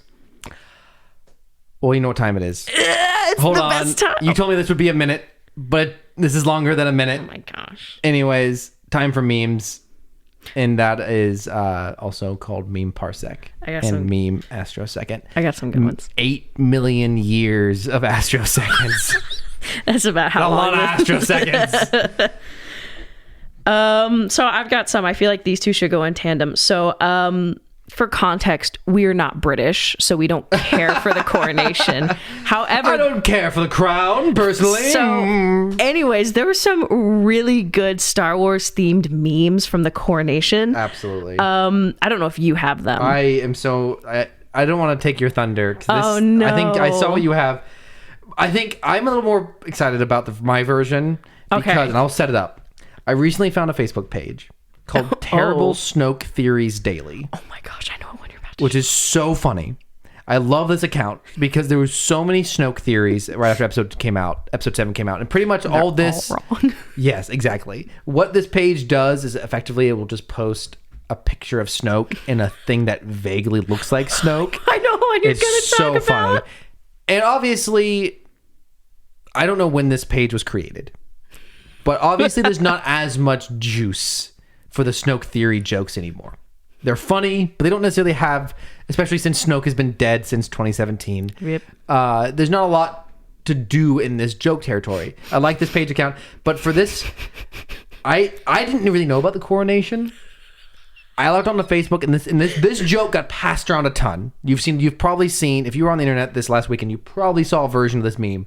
But I think this is the best possible version of this meme, and it's just a picture of, is it King Charles? Yes. In a gold sparkly outfit, and the caption from this account called Terrible Snoke Theories Daily is just no, wait, Wait, no, look at what I have. I lost it. This is the first time I saw this meme, and I felt so happy for this guy, whoever runs this Facebook account. I felt so happy for him that at the center of the biggest news story of the weekend in the Western world, for there to be a blatant Snoke joke in the middle of the coronation. Like, if you've seen Last Jedi one time, you're gonna get this joke. It's so good. We have to post those two side by side because I have one, and it's just the comparison of Charles sitting in the throne and Snoke on his throne, and it's so uncanny. It looks It's the so same. good. The same. It's so good. We're totally maxing out the audio on this episode. I have another one. So a lot of the royal family was there, and so we have pictures of some of Kate and William's kids. And these two very specifically, Princess Charlotte and is it Prince Louis? Oh, I'm sorry, I have no idea. I don't know. Anyways, it says in a coronation far, far away. And so we have Princess Charlotte dressed in all white, yes. and then I believe Prince Louis, the younger boy, in all black with a very Luke Skywalker-esque haircut. It was very cute. That's all the coronation memes I have. But I have other memes. Okay, so this one, per our usual catchphrases, is not quite a meme. Obligatory, not a meme. But I think it's very funny. A hashtag of that. So the context, I think, is what makes this most funny, because I found this purely on accident. I was not looking for this. I stumbled upon a really excellent internet creator named Shane Curry. He also goes by Chew Gum. Is that on Spotify? He's Shane Curry. On YouTube, he's Chew Gum. He does like little animation. He does like 3D animations with his songs. Brilliant animator. He's worked on like American Dad and some other major cartoons like that. Really good musician. And I was looking through his list on Spotify, and one particular track on his Spotify stuck out to me. And here's the main line from the song. Let me turn up my volume. That's pure energon leaking from my eyes. Hi, I'm Prime. I'm Optimus Prime. If you didn't catch that first line, it was, that's pure energon leaking from my eyes. I'm Prime. I'm Optimus Prime. Isn't that incredible? I found that purely on accident. Anatomically incorrect. They don't have tear No, ducts. the energon is blood. It'd be lubricant or coolant. It's one of the two. Anyways. And Good effort, though. fun song. Hysterical. Check out Shane Curry on Spotify, especially the song I'm Prime, parenthesis, I am Optimus Prime. That What else you got? better be in Transformers 1. Oh my gosh, I would lose it. Instant 10 out of 10. No matter what the rest of that movie Just is be like. the credits. If Should be that the credits. song, now I gotta look up and see if he's ever been in a Transformers thing. I think this is a really new song, so it's unlikely, but I'm gonna see if he has an IMDb page. Anyways, continue. This is when Padme has unfortunately died, and she asks, "Is Anakin all right?" And it is. Oh, what a Photoshop. It's that iconic monkey puppet meme where where this monkey looks just, I don't know if it's mortified, horrified, where he's like looking for it and looks to the side like, and someone has photoshopped Obi-Wan's hair and beard and robes on this monkey puppet, and it's good. It's post Mustafar, Love it. where is Anakin okay, and Obi-Wan's like, he's not. This one's a mostly visual meme. I love visual. Another actor's life destroyed by drugs and alcohol. And it's I'm actually forgetting this character's name. I just forgot it. Rizzo from the Riz? the Muppets, the blue guy, the guy that they don't know what he is. Down. They don't know what he is. Let me see if that's that's one. That's on the left. On the right is Watto from the creature who owned Anakin. They look strikingly similar. They do. Obligatory, not a meme, but I saw this ad from this store called Moby Fox that says officially licensed smartwatch band. I'm not sure how true that is, but it does have the Lucasfilm Ltd branding. And it says, here is the picture of their new straps. New Grogu strap. And this is the image they chose to accompany that. They really whiffed on that one. So it says new Grogu strap, and then the image accompanying it is Han Solo and Carbonite 3D smartwatch band. Oh man. It's actually kind of impressive how detailed that is, but it's just hilarious that they said new Grogu strap. Also, just FYI, I totally whiffed on which Muppet that was. Rizzo is the rat. Gonzo is who I was talking You're about. close. If my good friend Bailey is listening to the podcast, he's a big Muppets fan, and I apologize to Bailey. I don't know if he listened to You're no longer friends with him. Friendship ender.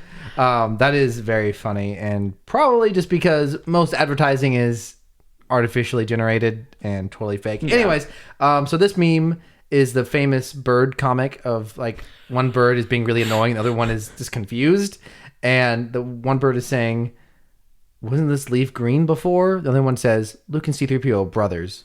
What? Anakin is Luke's father, and Anakin built C-3PO, which technically means that they have the same father.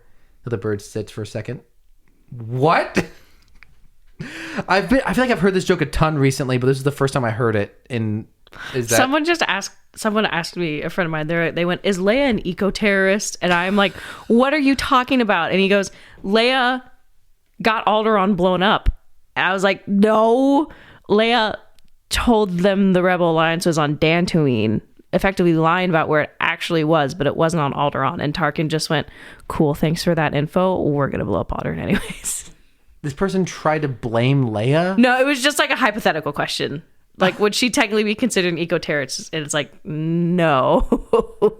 How? Like, in what way would she? I have no idea. But I was like, nope. I got a good meme. We've talked a lot about how Star Wars is just unwilling fathers having to adopt children. So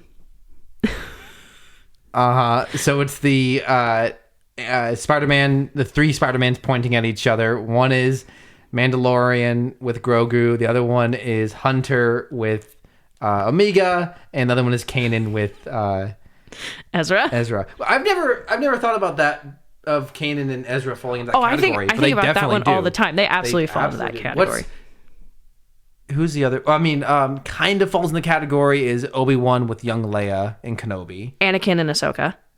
Absolutely. I mean, they're more like brother and sister. Yeah, but but it's the same energy. Yeah, absolutely. I thought I had more comparisons of Star Wars as just adopting children. I mean, it's especially with the new show. We're about to see Axe Woves and Ragnar Vizsla is the next duo.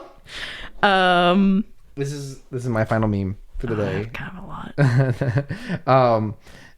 Again, it's another visual one. I just really want to get Rachel's reaction to this. It's Maz Kanata, famous yellow raisin woman from the sequel trilogy. Oh my gosh. And I just have to do her like that, Cameron. Look, she wrinkly.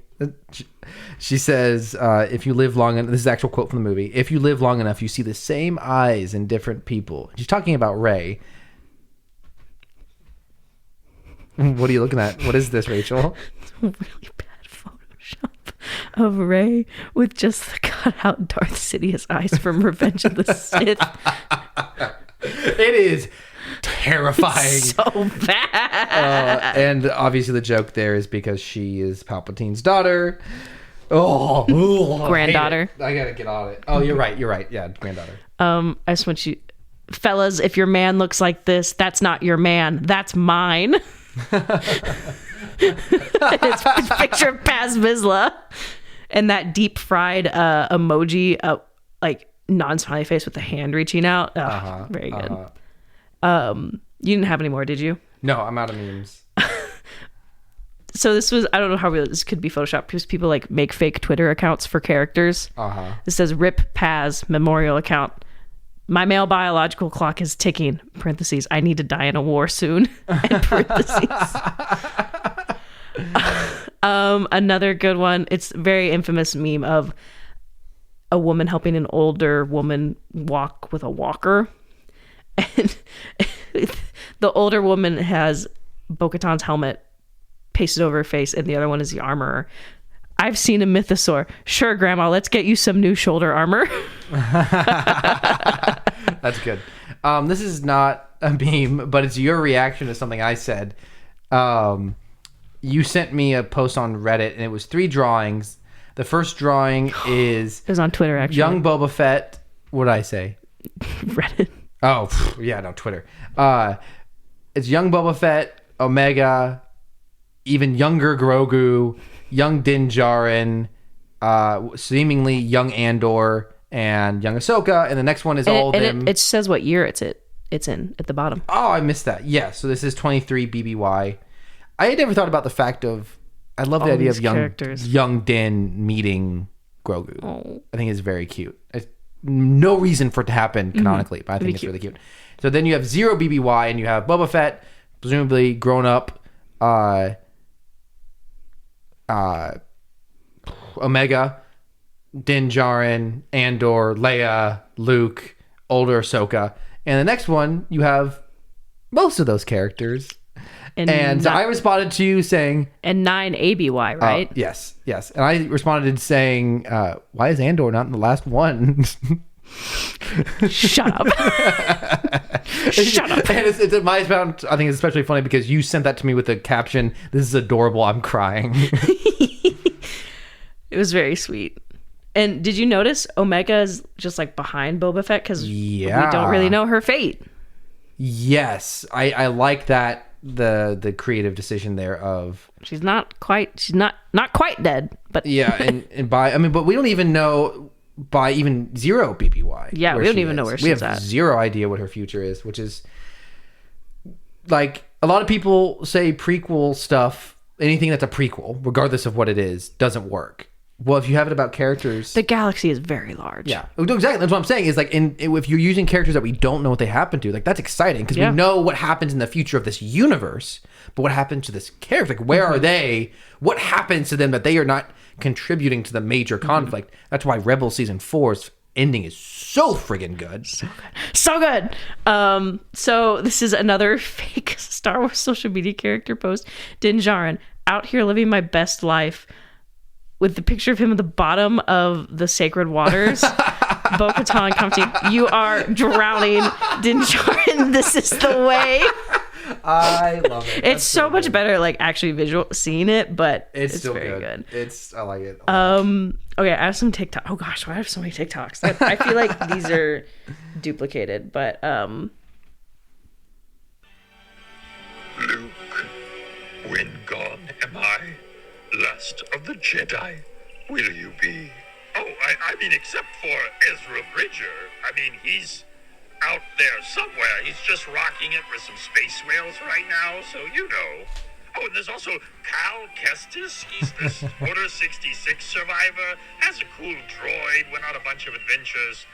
Oh, and there's a little me. There's like a little Yoda, like a baby Yoda named Grogu. Rides around in a tennis ball. Like, you'll probably run into him at some point. Oh, and I nearly forgot. Your father had an apprentice. She's not a Jedi. For the whole Clone War. And she survived. Her name's Ahsoka. She's a total badass. But other than that, when I die, last of the Jedi, will you be? Peace out!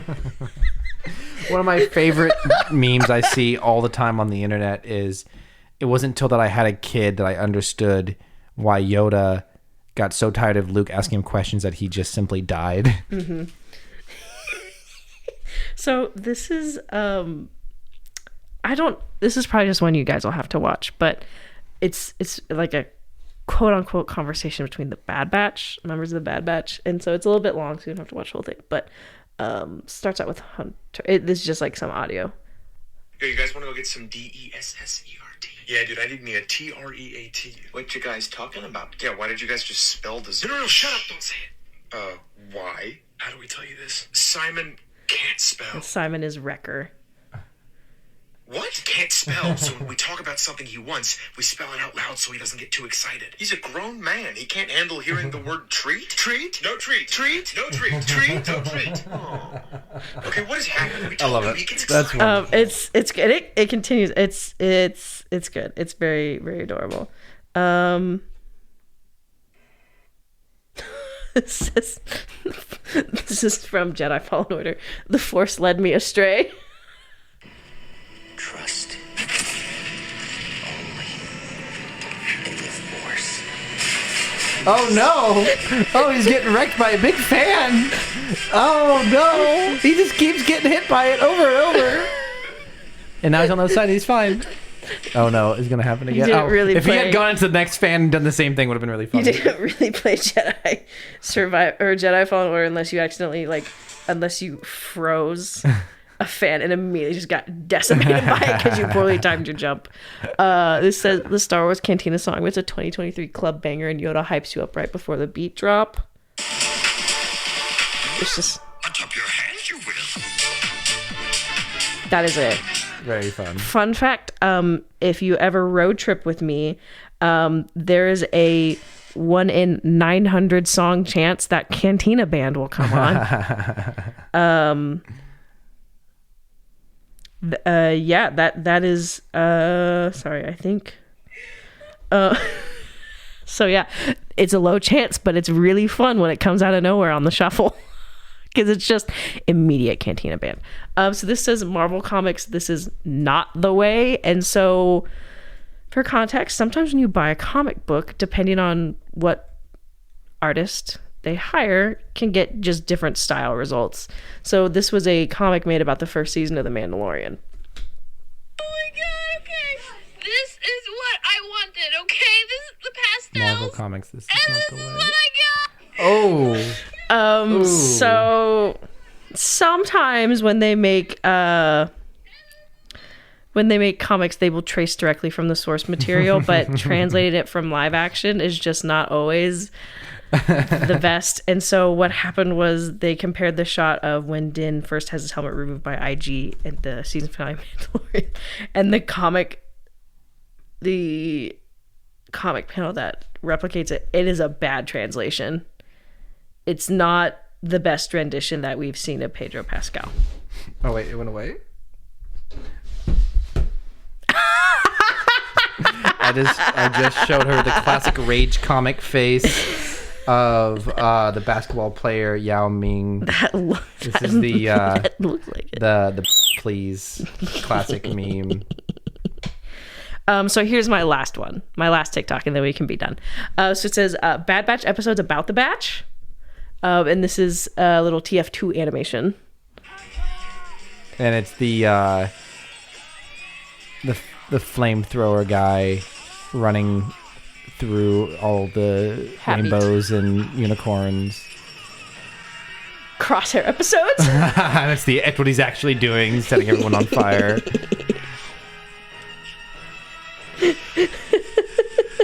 Yeah. So it was just so Really accurate. good, very good. So accurate. I like it a lot.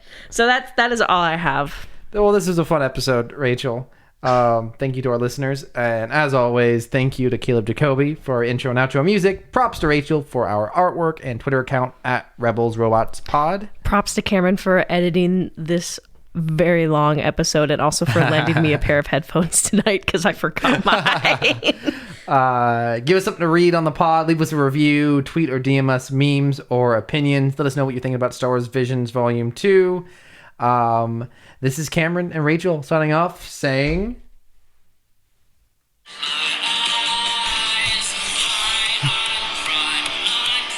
That's what- I am Optimus Prime. That's what the War Dawn credits should be. started 5 million years ago. 9 million! Get your numbers oh my right. gosh, excuse me.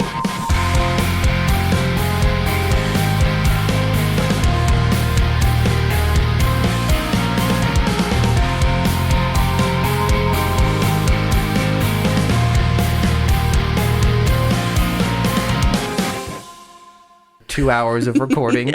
Oh my gosh, for real. An hour 58 Dang. 52. Apologies to our friend who listens to all of these.